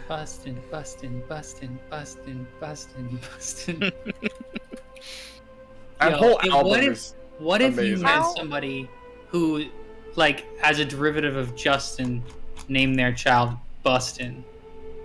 No, you can't name a kid that. Can you imagine meeting a Bustin'? You can't name a kid that. That's not cool. I mean, you shouldn't, but you could. You could. You're allowed to. No. All right. I am going to need you all to roll some initiative. As at the start of combat, Grubshanks is going to run in the door. I don't see the map. Yeah, you're about to. Okay. Why does it keep rolling my initiative twice when I hit the button? Not the apprehensive undying corpse. Corpses look freaky. They're skeleton. Grubshanks is going to run the fuck in and get out of the way. And then we're going to start the combat. Have we all rolled initiative? Yep, they're all going first, so. They sure fucking are. All right, the apprehensive undying corpse is going to... Which one are you? We didn't figure out a plan to break this sigil, did we? You didn't. Alright, well. It is going to shamble forward and try to smack Grubshanks with the quarterstaff it's holding. That is a 16 to hit. Oh, 16 will hit, yes. 16 will hit, so that is going to be some damage. 9 points of bludgeoning damage to Grapshanks as this... What looks to be... It's just like... It's... These creatures in here, it's... Skeletons with, like... colorless... stretched taut skin over their bodies. You can see like dried up, almost ashy organs trying to spill out, but the skin still maintaining is holding it inside. And it walks over. It's got like I mean, at this point the robes have decayed a little bit, but you could tell it was probably once a man of cloth, and it just hits Grapshanks with its big stick. The aloof one is going to do the same thing. That's a natural 19, so I'm gonna go ahead and assume that one will hit there. Yes, that will. 11 points of bludgeoning damage. Oh! And the well-behaved one is gonna do the same. 16. That will hit. 6 points of bludgeoning damage. All right, Everett, you are up. You are stuck behind Shandi and Septon, but that's not a huge issue for you. Yeah, I'm going to holler to Grapshanks. I'm gonna say, Grapshanks, no! And then I'm gonna Sacred Flame. Because these are undead. I'm gonna Sacred Flame the one closest to the door to try and get it out of the way of my Apprehensive pals. Undying Corpse. All right. All right, here it comes. Oh, you have to make a dex save. That is a 12. You fail. You take 2d8 radiant damage. As your radiant spire comes bursting upward, you see that in the basking glow of the gold light that fills this chamber, doesn't seem to affect him at all. Fuck. All right. Well, you would have taken 11 radiant damage, but you take none. These things, if you remember from what Grapshanks said, they're being sustained by the restorative magic of the glyph. Okay, it's Grapshank's turn, so he is going to. Shit, I can't see him. Nope. Can I? I guess he's gonna smack. I'm gonna say, Grapshanks, fight back. And he's gonna make a smack. 21. 21 will hit. 11 damage. 11 slam damage. Bludgeon. Cool. All right, as he punches into this apprehensive undying corpse. Cool. Anything else? He can't move without taking wicked attacks of opportunity, right? Yeah. Okay, he's gonna stay put then. All right, Septon. Shandi's in front of me, right? Shandi is in front of you. Yeah. You can. Are we in a? You can difficult terrain to squeeze past him if you'd like. Yeah, I'll squeeze on in here. I have attempted to move through a wall. You're Oh. You're good. You have to go through the door. The door is offset from. Yeah, it is. Yeah. Oh, they're positioned in frustrating way for all my spells. Sorry. I don't want to hit Grapshanks. Yeah, Grapshanks looks bad. If a wooden statue can look bad. Alright, then I splintered and the wood is starting to fall off a little bit. Alright, I'll move. Let's see, what is 15 to get in here? Yeah, I'll move up here, and I'll whip the apprehensive undying corpse. Cool. Thwip. Whip. Man, I wish I had kept the pipes of haunting on me and not left them at Hagen. Do you think skeletons can be frightened? I don't know. Alright, go ahead and roll the attack. That's 21 to hit. Absolutely hits. On the first attack, and 14 to hit on the second. They both hit. Alright. Just roll the damage from the first one first. The damage from the first one is... Do you need thunder and slashing separately? I don't, in this case. 7 damage in total. Alright. Good. And then Next one. Second damage. Mm-hmm. 10. 10? Mm-hmm. Great. Alright. As you into this thing. You've slashed open its skin and its bones are starting to like hang out a little bit. It looks pretty rough. Anything else from you? Okay. Bonus action, I'll throw... Can I heal Grobshanks? No, I can, but Oh, okay, so he's a construct, so I can't, like... I have to do it, and I have to Okay. be touching him, so. Okay. Then... We'll inspire Shandi. Why Cool. not? Alright. The becleavered undying corpse is... Oh. Yep. I think I know why there's 2 Shandis in initiative. Because there's a Shandi Silver Eyes and a Shandi. I only added 1. Did you add yourself? I just rolled initiative from my character sheet like Yeah. I always do, and That's- I don't know added why you. it's suddenly initiated tonight. Because I don't usually add you guys, but I've just been okay. drag selecting everybody on the page. Ah, okay. All right, the becleavered corpse is gonna run over to you, Septon, or Shamble, I should say, and Grobshanks is gonna be like, "Oh fuck, that's my body!" As this thing runs over to you, and it's brandishing a serrated saw that's like very rusty, and it's gonna swing it at you. You're gonna get tetanus. You're gonna get bleed. Maybe. That is a 19 to hit. Yes. All right, Grobshanks is too good. you're gonna take 5 points of slashing damage and 1 point of bleed. To remind you how bleed works, you take 1d3 bleed damage at the start of your turn for each point of bleed you have on you. Any magical healing removes bleed, or you can take an action to make a medicine check to get rid of it. Okay, 1 bleed. We'll tank 1 bleed for now. All right, that's all you can do, Shandi. Okay, I'm going to step in, step up. I'm going to Sheko, and then I'm going to use half my movement to swap. Okay. And then Sheko is going to attack the apprehensive undying corpse. Okay, go for it. Not the narrow-minded undying corpse.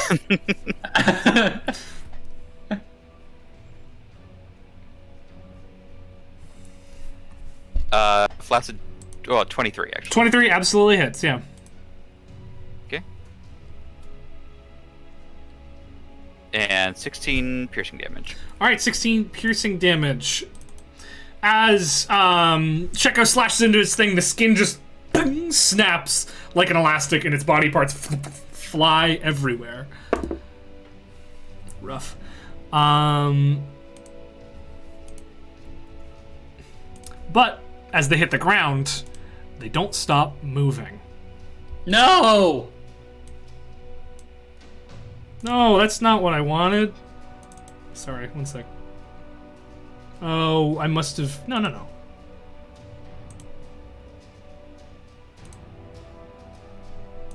I kind of goofed something. One sec. One sec, we're good. Don't worry about it. Guys, riff.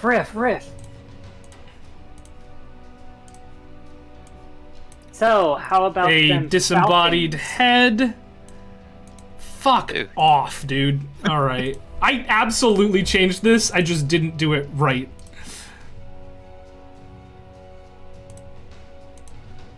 Yeah, riff a little bit. Bustin'. that works. In any case, its head flies to the side. Its legs and its torso stay fine. That one's good. And its 2 arms fly off as well. So it's got an armed arm, a disembodied head, a hilarious leggy torso, and an agitated unarmed arm.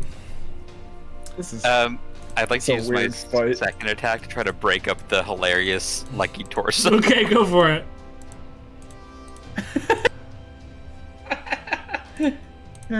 29 to hit. 29 absolutely hits. And 18 piercing damage. All right, the torso is still standing, but it's not looking awesome. All right, the agitated, unarmed arm is going to crawl its way over to Sheko, and then it's going to try to grapple onto it. So that is a contested athletics or acrobatics check. Against a natural 20. Ooh.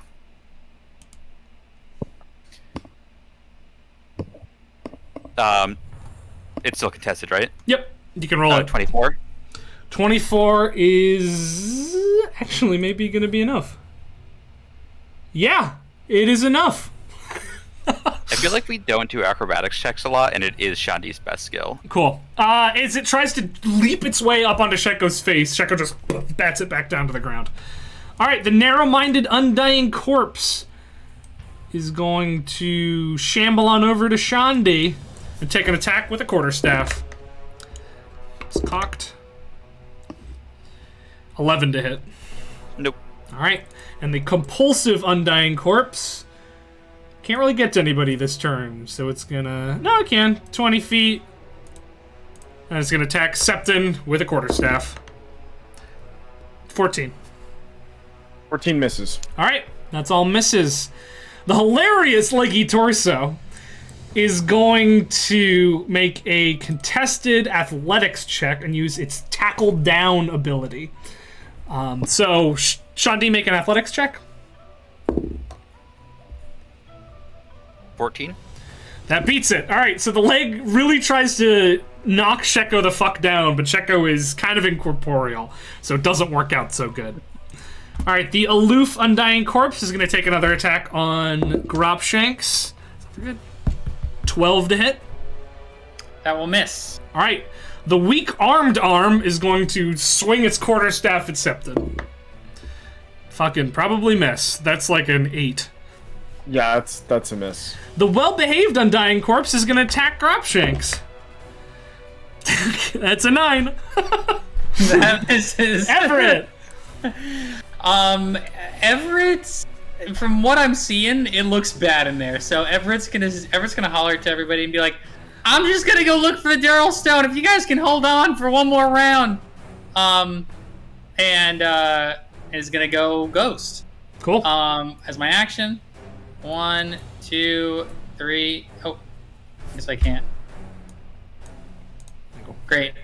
3, 4. Oh, I can't end my turn. Okay, 5, 6. Okay, I'd like to. I mean, I know that everything's blurry. Yes. But can I still make some sort of an investigation? Make an investigation or perception check. Great. That's what I'm going to do. There's my thing.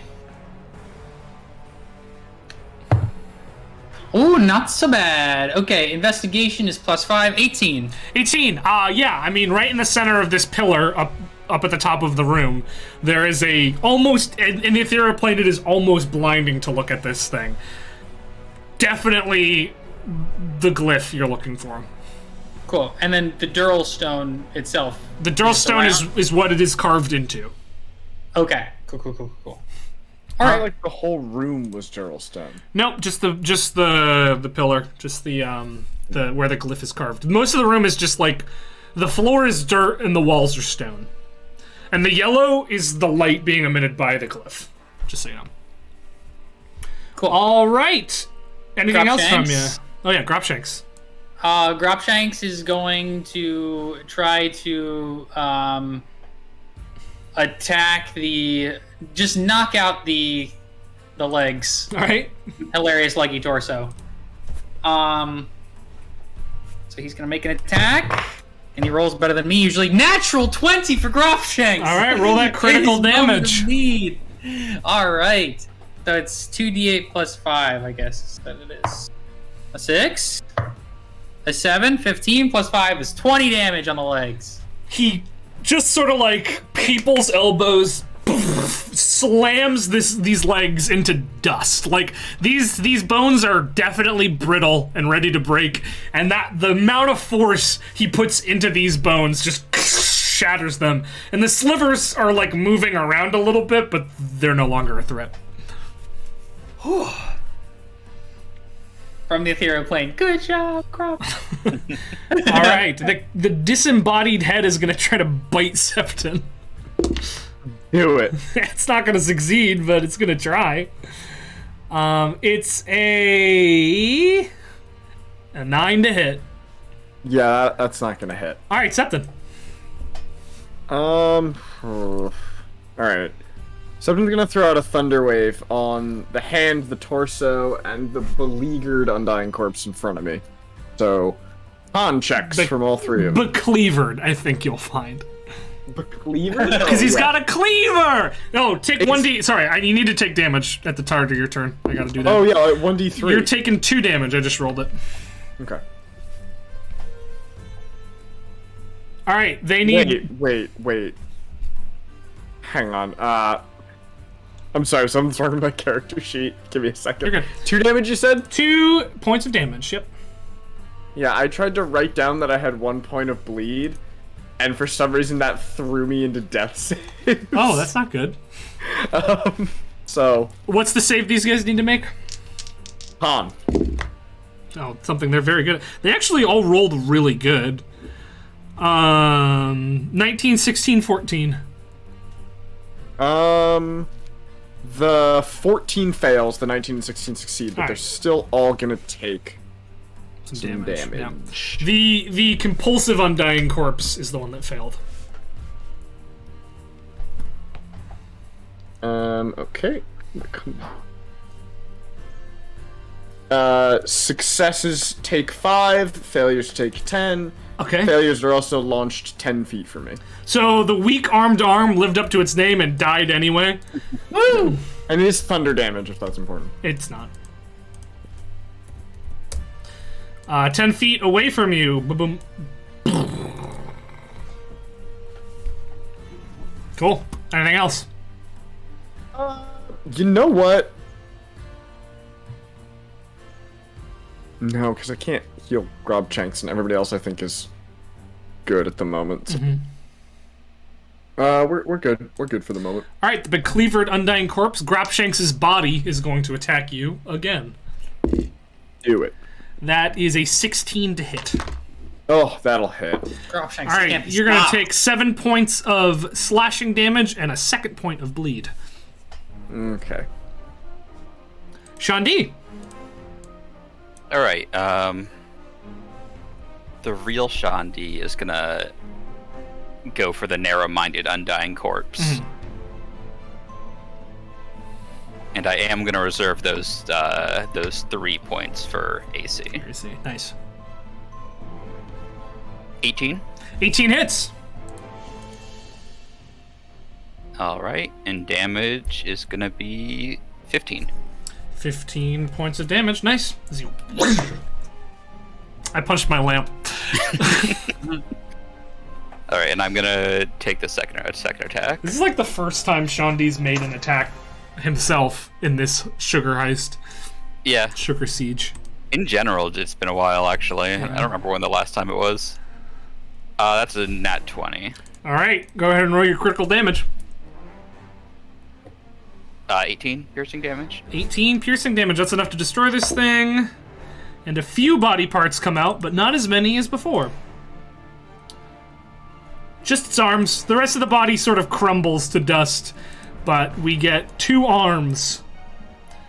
An armed arm and an unarmed arm. Okay, and then I want to action surge. Oh, okay, yeah. Totally, go for it. Shekko's gonna attack the unarmed arm near him. All right, the feverish unarmed arm. No, the agitated unarmed arm. Oh, Shekko, my bad. Yeah. 18. Hits. All right. And 16 piercing damage. That's enough to pulverize this thing. Okay, then second attack is gonna come from the real Shandi Nice. on the feverish unarmed arm this time. Cool. 27 Yeah. Be out here just deleting arms. and 18 piercing damage. Deleting arms. As you simultaneously see Shandi and Sheko stab down into an arm as it just like shatters along the collarbone. Collarbone. Sweet. You know those bones that arms have? The collarbones? I'm thinking like right there. the thing, because it's like the two bones, the place where Radius it and connects. ulna. Yeah, that. All right, anything else from you? No, that's it for me. All right.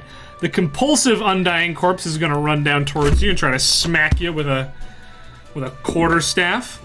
This might actually hit. Probably fucking won't. That's a 17 to hit. With the AC from the sword, it does not hit. All right. And the political armed arm is gonna attack you as well. That's less, so that'll miss as well.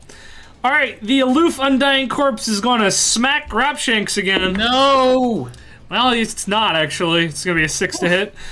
The well-behaved undying corpse will also smack Grabshanks. That'll probably hit. That's a 19. Yes. 9 points of bludgeoning damage to Grabshanks. Fuck. Okay, so Grabshanks is down, however... Well, Grabshanks is dead. However, he has Ancient Fortitude. Damage reduces the companion to 0 hit points. It can make a Constitution save with a DC of 5 plus the damage taken. Okay. So he just took 9, so that is a 14. DC 14 con save. Oh boy, this is not very good. Saving throws. Oh, he has con +2 plus PV, so he has plus 5 to con. Yeah, on his sheet it should be. He rolled a 10. All right, as this thing smacks him, you see the wood head snap off as it turns to look at his body. You hear him go, oh well. And he thuds to the ground.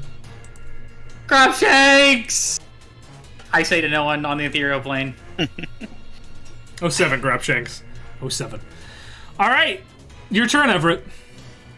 Shit. Well, that blows so hard. I am going to move over to here. 3, 4, 5. And then trying to assist my friends with what spells I have left. I guess I'm gonna magic missile because I have nothing that does damage. You're in the ethereal plane still. It takes you an action to get out. Okay. Here's a question. Here's the answer. If I phase into the material plane inside something, and I take damage, does it also take damage? Just you. Okay. All right. Yeah. Then I'm just gonna pop into existence over here where it's safe, and I'm gonna yell at them, and I'm gonna say, "Hey, over here, you friend-killing monsters!" All right. The disembodied head is gonna start rolling over towards you. There we go. Septon, you can take an attack of opportunity if you want. Yeah, I'll smack it. It is gonna use its reaction though to shatter at you, giving you disadvantage on this attack. Disadvantage, you say? Yeah. I already rolled the attack, so I'll roll it again. Does a flaccid 20 still do it? That was your disadvantage. I rolled a... it still does it. I rolled a 16 and a 12. Jesus. And a 12 is a flaccid 20 for Yeah, Septon. I mean, that hits. 11. Deleted. As it starts rolling and shattering at you, you just whip the ground. It just splits the skull completely in half. All right, Septon, your turn. You're going to take 5 points of damage at the start of your turn. 5 points of damage. Okay, You got 2 points of bleed on you. Yeah, we're gonna solve that problem real soon here. This is gonna be a selfish turn. Grabshanks is dead. Shani, how you doing over there? Totally fine. Unhit. Totally fine. Son of a bitch. Alright. I'm gonna... I'm running out of spell slots here. Despite having not cast any Foundry, where are my 3rd level spells? Why are they gone? You already cast them, didn't you? No. They're not on my character sheet. Yeah, good. You don't need them, after all. Alright, well, we'll figure that out later. I'm gonna just cure wounds myself. Cool. For what's that? 2d8 plus. Oh wait, I can just click on it. Yeah. No, I can't just click. I can't just click on right. it. Found it with my- Something's wrong. I don't know what's happening to your character sheet specifically today. Something's going on here. I might close it, open it. Oh, I see what it is. There we go. All right. It's too late. I've typed it in. Septon gets 9 points back, and it's magical healing. So you clear your bleed. no more bleeding. And then, as a bonus action, I'm gonna look at Rob Shanks and be like, "Alright, come on, stay with us." And I'm gonna spin the whip around. He's gotta. What does he gotta do? I haven't done this in so long. It's a save, I think, right? DC 15 Wisdom save. 7. 7 failure. Disadvantage on attacks and dex saves. Cool. Alright, he's gonna attack you with disadvantage. Disadvantage. See, when he rolls a disadvantage, he doesn't get a flaccid 20. No. 11 to hit. 11 to hit will miss. Alright, Sean D. You shouldn't have given me a weapon that lets me. No, it's good. I love Plus 8 to hit. I love your weapon, man. It's a good weapon. I'm glad you have it. I talk about this on Elden Ring stream sometimes, how I think it's cool that you use a whip, because I wish whips were more viable in games.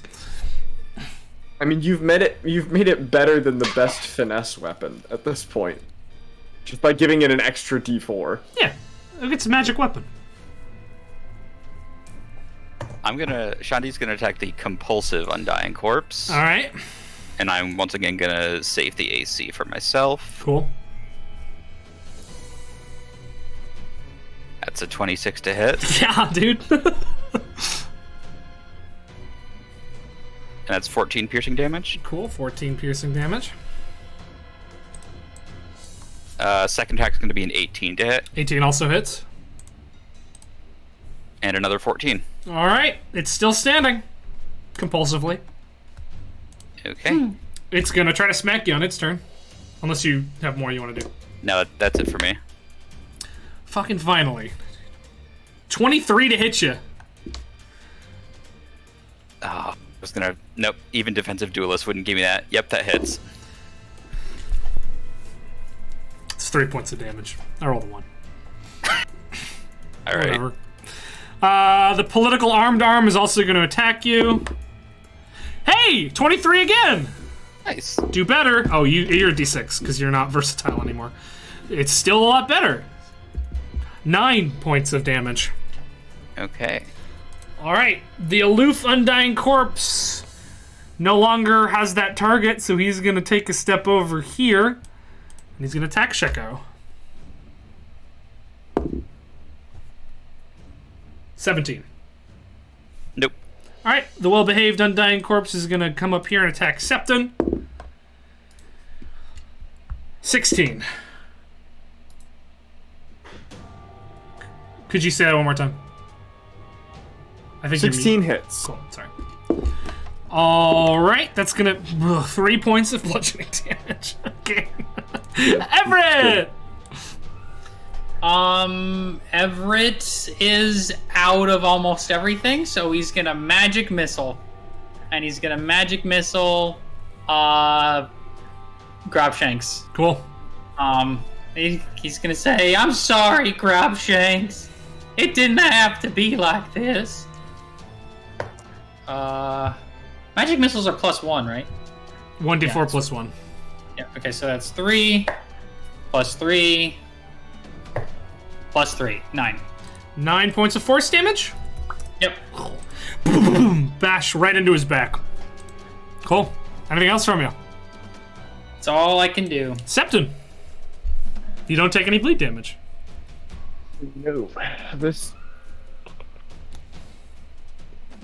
So Grabshanks is deceased, or is he unconscious, or what are we? The statue is broken. He is gone. Okay. In that case, Septon is going to.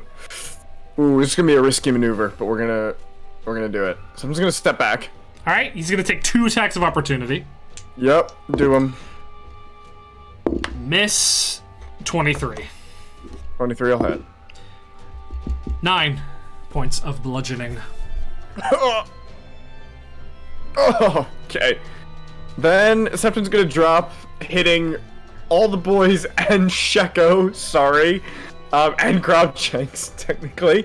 Gonna drop another Thunder Wave at 3rd level. I'm gonna do a 3rd level Thunder I Wave. literally just rolled 3 11s, dude. That was insane. I rolled 3 11s on 3 different d20s. Then they're Christ. all going They to got plus fail. 2, 13. 13, they're all gonna fail. Cool. So Sheko's gone. Yeah, there for a some way reason to- I can't delete Sheko. That's why. Okay, thank you. You're not able to, yeah. That's just a Foundry thing. Wait, why is the...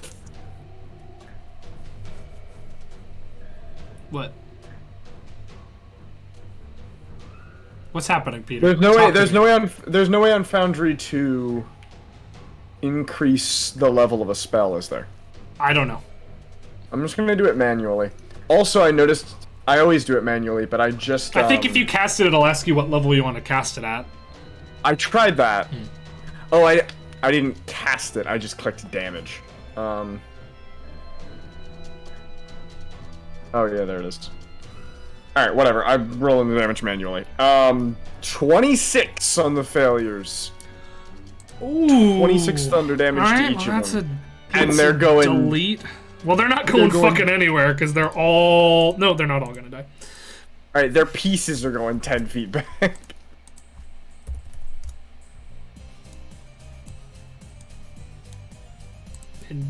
Grobshanks is gonna split into 2 arms that fly backwards.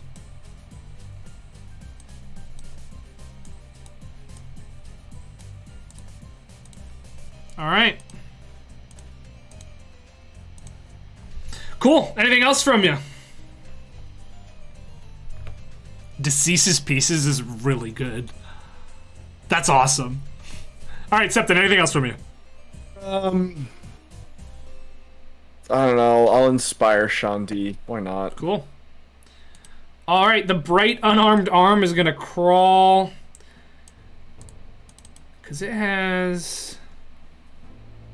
Yeah, it is gonna crawl its way on over towards you, and it is gonna attempt to grapple you. This is a contested check, acrobatics or athletics. Lamau. Oh no! Only an 11. 11, not enough. All right, it is going to jump onto your weapon arm. You have disadvantage on attacks made with this thing while it is grappling you. Damn. Sean D. Did you delete its? No, it's Icon? it's on top of you. It just it's looks on me, under to okay. you. Yeah. Yeah. All right, the boy's coming back right there. Welcome back, boy. Do you have a limited number of times you can summon him? No, This class that's is that's so why good. the class is kind of busted. It's a bonus action to bring him out, so him dying doesn't really mean anything as long as I don't use it for anything else. Yeah. All right, I am going to attack the compulsive undying corpse. All right, go for it.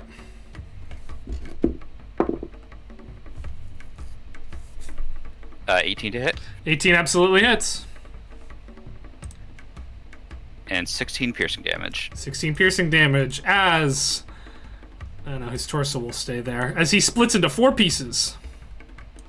No, it's busy over here now. Sure is. All right, We'll second put his attack head is over gonna go on the glorious leggy torso. Glorious leggy torso! Another 18 to hit 18 will hit. and 12 piercing damage. 12 piercing damage. The legs are still up. And then I am going to unleash my I'm gonna unleash. Called unleash incantation, and have Sheko do one more follow-up attack on the leggy torso. Cool. There's too much in this fucking. What? Too many things in this round order. It's a lot of guys, and they're all really bad. 19 to hit 19 hits. and 14 piercing damage. Crushed. Sweet. That is it for me. All right, the tedious armed arm is gonna crawl forward and try to smack you. Natural 20. Okay. 8 points of bludgeoning damage. The forceful unarmed arm is going to try to grapple Sheko. So that's contested again. So athletics or acrobatics? 13. 13, not enough. The forceful unarmed arm is going to jump onto Sheko's face, and he is considered blinded. And the political armed arm is going to attack Sheko at advantage. That is a natural 19, so more than that. 22. Okay, yeah, that hits. All right, goodbye, Sheko again. Yep. And the thing grappling him just flaps on the floor. Just hits the ground. I deleted the token. Oops. It's okay. I'll just make another one.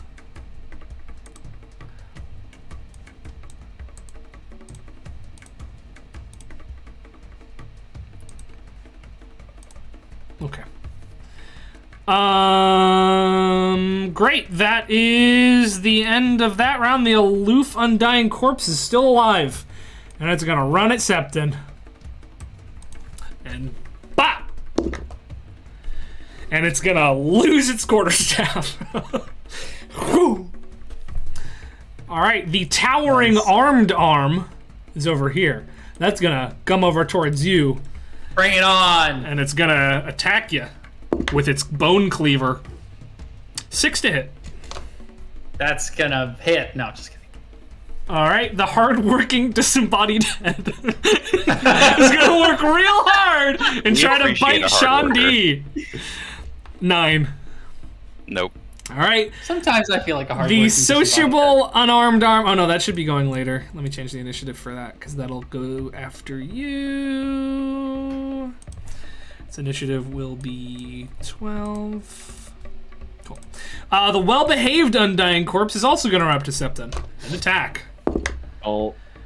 This one doesn't lose its quarterstaff, but it is a 15 to hit. Misses. All right. Thank God. Everett. Can I pick up the quarterstaff because I have nothing left? The quarterstaff is down next to Shandi. Damn. Okay. Can I pick up the arm in front of me and throw it? It'll be a grapple check, but yeah. Contested grapple. Yeah. So you use athletics. It uses athletics or acrobatics. Grappling, my favorite thing to do. An 8. Natural 20 for a 23. So as you try to grab it, it just skitters out of the way. It's like it's got the weapon in its hand and it's using its fingers that aren't using the weapon to just like move along the ground. That's insane. I feel so stupid. Okay. I'm going to run over towards Shandi to try and grab the quarterstaff. All right, it is going to take an attack of opportunity on you. That's fine. That is a 19 to hit. That will hit, yes. All right, you are going to take 8 points of slashing damage and 1 point of bleed.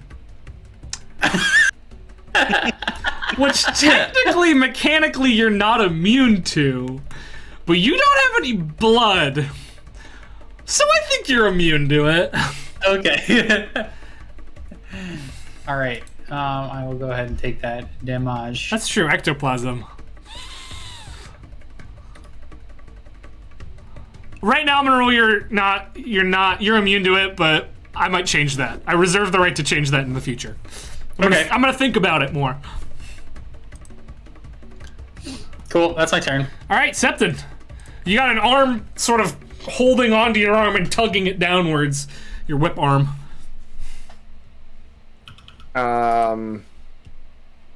Good thing that's not my... Oh shit, that... Good thing... Oh. Good thing it's not my somatic component arm. It's true.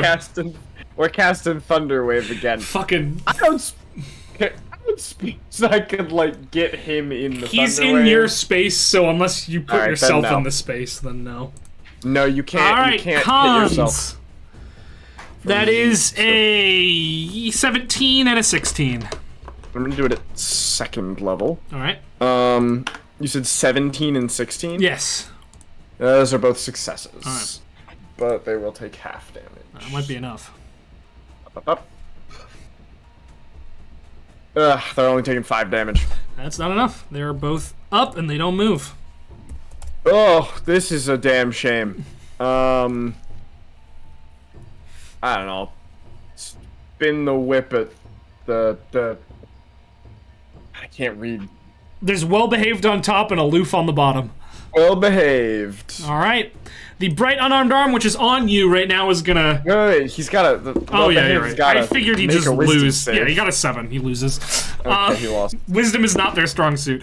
All right, the bright unarmed arm is going to sort of stop hitting yourself, you, with your own arm. And it's gonna. No, it's an attack. It's an attack roll. I'm just flavoring it. 20 to hit, Flaccid. Yeah, that'll hit. 2 points of bludgeoning damage. Oh, it's looking bad for Septon. Shandi, your turn. Okay, I'm actually not gonna Sheko up this time. I'm going to second wind myself instead. Hey, exit strategy. Thank you so much for the 100 bits. Much appreciated. Welcome on in. So that'll be 10. Much appreciated. 10 back to me. Cool. And then I am going to take my first attack against the tedious armed arm. Cool, go for it. That's a flaccid 20. Flaccid 20 will absolutely hit. And that's 17 piercing damage. 17 piercing damage against the tedious armed arm is more than enough to destroy it. Okay, and then I'm going to go for the hard-working disembodied head next. He's working so hard, though, Winfield. Oh, that's why I noticed him. Maybe if he just kept his head down. Oh! That's 23 to hit, Yeah, that'll hit. and that's 18 piercing damage. Goodbye. All right, that's it Anything for else? me. All right, the sociable unarmed arm is going to run over to Everett and attempt to grapple him. This is Bring it acrobatics on. or athletics, Everett. Oh, I can use acrobatics? That's great. When you're the receiver of a grapple, yeah. All right. 11. 11, and it's not as good as the 14, so he is going to grab onto your legs and reduce your movement speed to 0. Damn. The political armed arm will attack Shandi. And miss horribly. It's like a 12. Alright, the aloof undying corpse will attack Septon. 13. This is. Alright, the towering armed arm is going to attack Septon as well. I'm gonna miss with a 10. And the well-behaved undying corpse is going to attack Septon also. Even less. 3 misses. Everett! Everett's gonna say, I'm sorry I got us into this mess. And he's going to magic missile around Septon to attack the well-behaved undying corpse. Cool. All right, and this is it. He is fucking tanked now. A 3, great. A 2, amazing. Oh, and a 5. Okay, so 3, 2, and 5 makes, 10. as we all know, 10. Makes enough to destroy our boy, and let's see what comes out of him. Yeah! It's torso time! More torsos! Torso time, and his arm weapon falls behind him as well. All right, anything else from you, Everett? Nope, I can't move. All right, Septon. Oh man, I gotta. You got any more thunder waves? I actually do, but honestly, I have. You guys gotta understand. I haven't used any spells until like this fight. Yeah, you went shadow mode last time. I think I tried to like hold person once or twice, and then I went shadow mode. Yeah. We're gonna. Instead of that, I think I'm actually gonna. I'm gonna cast Cure Wounds at like 3rd level on myself. Yeah, these guys are really wailing on you. I'm in a rough spot. How much is that? Damn, we're in a tight spot. That's... Oh my gosh, it's not that much. Plus 4. It's not as much as I wanted it to be. How much was it? I healed for 15. Cool. All right, anything else from you there, That's Septon? half of my health. But, Septon's, he'll turn to the aloof and keep spinning the whip over his head. Wisdom save. It's cocked. Natural 19. For a 17. Success. All right. Wait, what? They've got negative wisdom, dude. They're skeletons. I'm great at this. All right, the bright unarmed arm is going to try to stop hitting yourself, you again. Missing entirely. Swings a little bit too wide. All right, Shandi. Oh, wait, sorry, one sec. I didn't add these guys to the turn order. Cool, yeah, Shandi, still you. This time it is Sheko time. Welcome back, Sheko. First attack's gonna be from the real Shandi on the political armed arm. Mm-hmm. 14, I'm gonna use Septon's inspiration. How much is that, Septon? It's a D8. Sweet. You're using inspiration on a 14? You know, he probably has low AC, but I want to make sure there's no chance of... Yeah, fair enough. So that brings it up to a flaccid 20. Yeah, flaccid 20, you definitely hit. Yep. I And was 17 piercing damage. Yeah, bye-bye. I was muted when I said it, so I unmuted even though it's not the right time anymore. But when you said welcome back, Sheko, I said welcome Shaq Becco, and I enjoyed it. I like that. Yeah, that's fun. I want to make an edit of Shaq Becco, which is just like Shaq with horrible wounds and kind of seen through. Tune into Resilient Shadows next week for everybody's favorite Star Wars character, Shaq Becco. Next It's a time, mixture between let's make Shaq a pact. and Shaq. Let's make a pact right now. Next time Sean asks us to name an NPC, his name is Shaq Becco. Okay. Every NPC is one syllable, and then blanco. Yeah. That's every NPC in our campaign. All right. What else? What else from you there? Sheko's gonna attack the aloof. I almost called you Estinian. Yeah, that's me. I don't know why I did that. Sheko's gonna attack the aloof Undying Corpse. All right, go for it. 17 to hit. Definitely hits. And 18 piercing damage. 18 piercing damage. All right.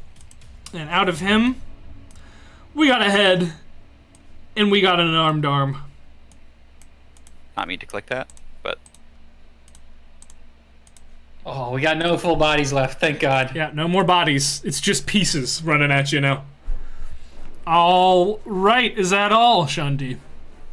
that'll be all. All right, the sociable unarmed arm is on Everett, and it's gonna attack him while holding his legs. Just scratch his legs some. That is a 15.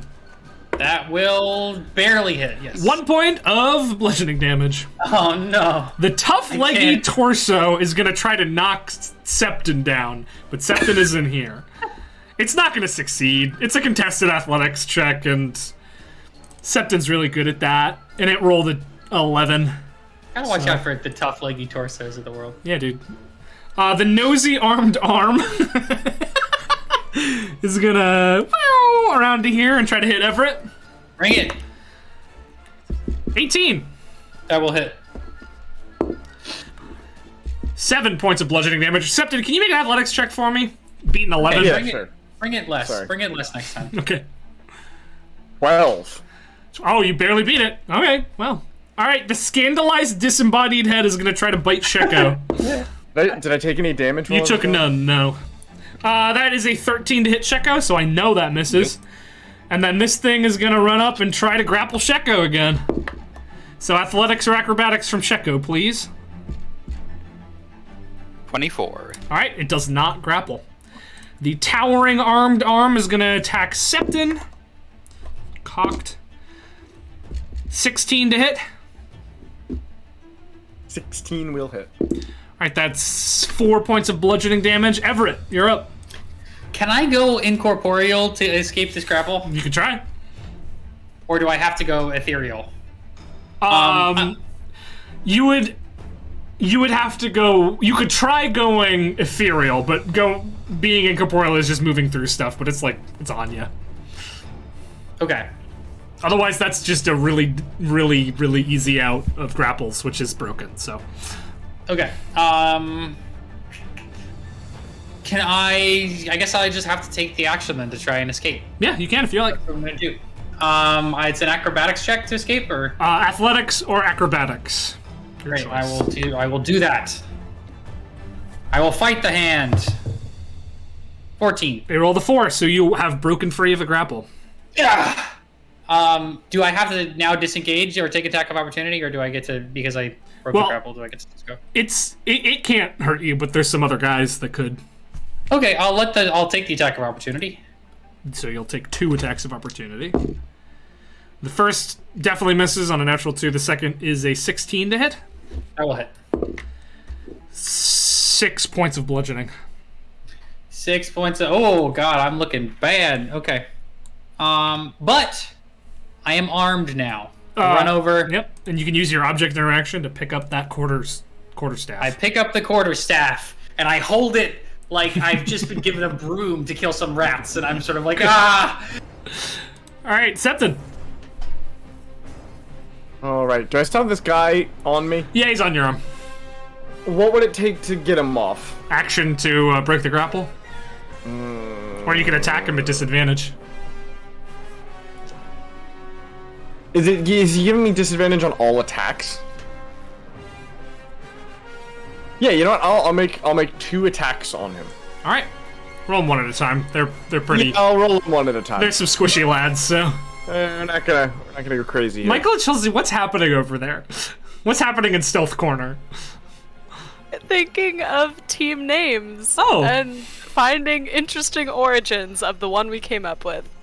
Okay. We'll fill you in. Yeah, I'll no check worries. back in later. Does a 17 hit him? Yeah, dude. For 11 damage? That's exactly as much as he needed.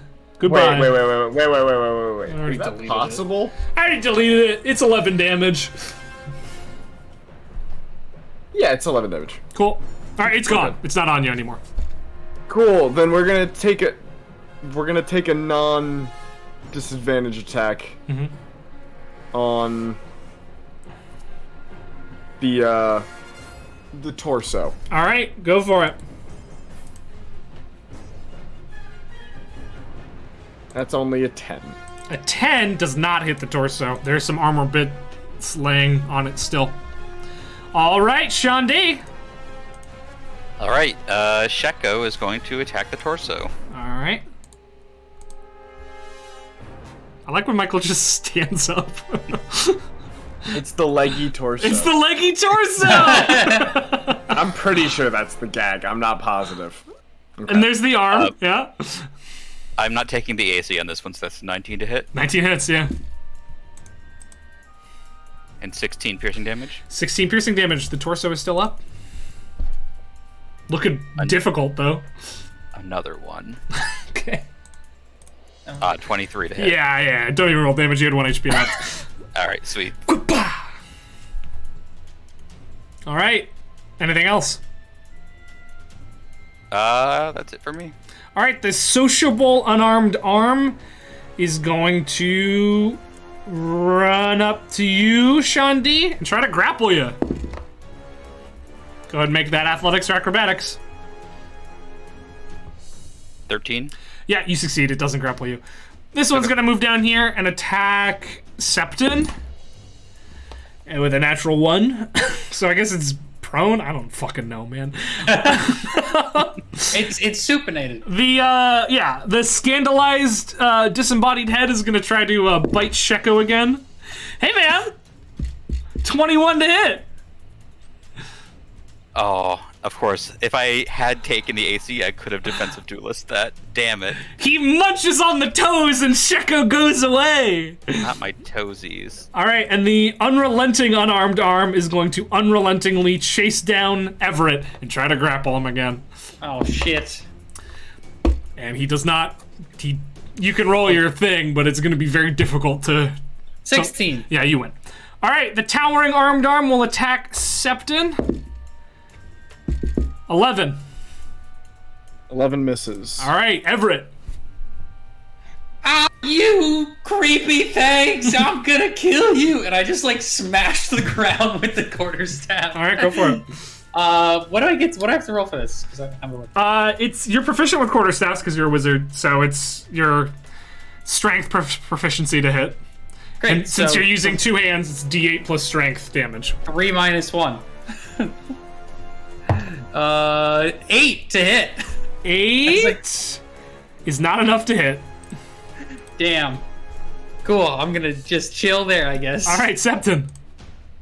We're gonna whip the nosy arm.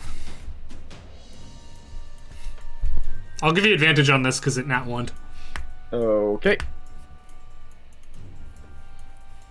There's a 27 hit. Yeah, dude.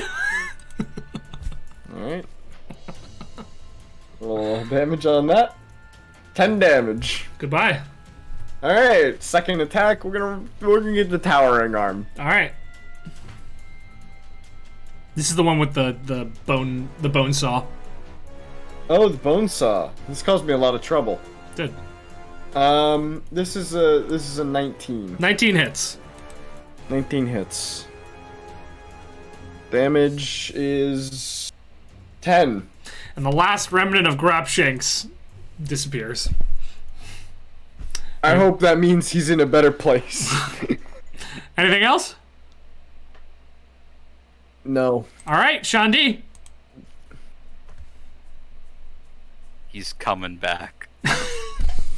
You can't keep Sheko down. This class is busted, dude. This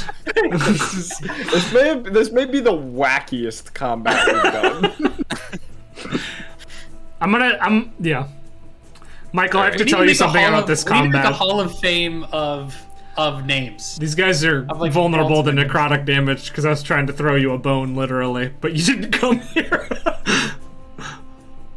It happens. The real Shandi is gonna attack his little arm friend. The sociable unarmed arm? Sociable arm. Yeah, I don't need the AC. 22 to hit. Yeah. Yep. And 21 piercing damage. Goodbye. And Sheko's going for the head. 15 That hits. and 15. Goodbye.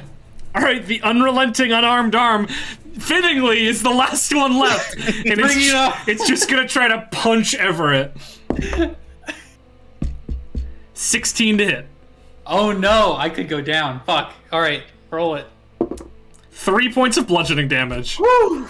As it just leaps in the air and smacks you across the jaw. Your turn. Little piece of trash. I'm gonna contribute to this fight if it's the last thing I do. I'm gonna try to engulf swing it across the room. Alright, here we go. Natural 1. You gulp swing your weapon across the room. Hubris, thy name is Everett. Great. Then, without moving from where he is attacking the unrelenting unarmed arm. Go for it. 23 to hit. That hits. 11 damage. 11 damage. As you turn and whip this arm into oblivion, you look around, and like the little bone shards are sort of like quivering and moving around still, but all threats have been lost. And you honestly all feel pretty good, despite your damage. There's this really warm glow coming from the center of this room. It feels awesome.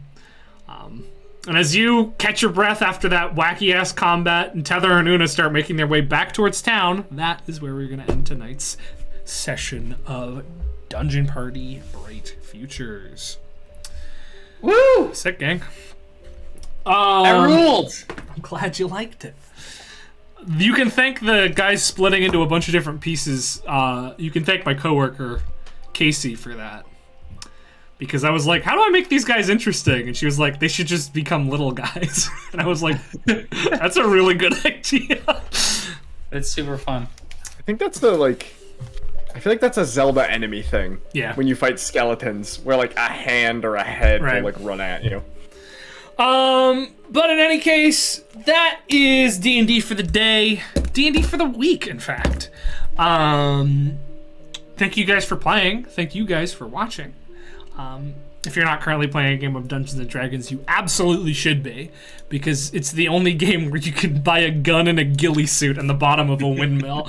You can't do that in any other game. Yeah. Yeah.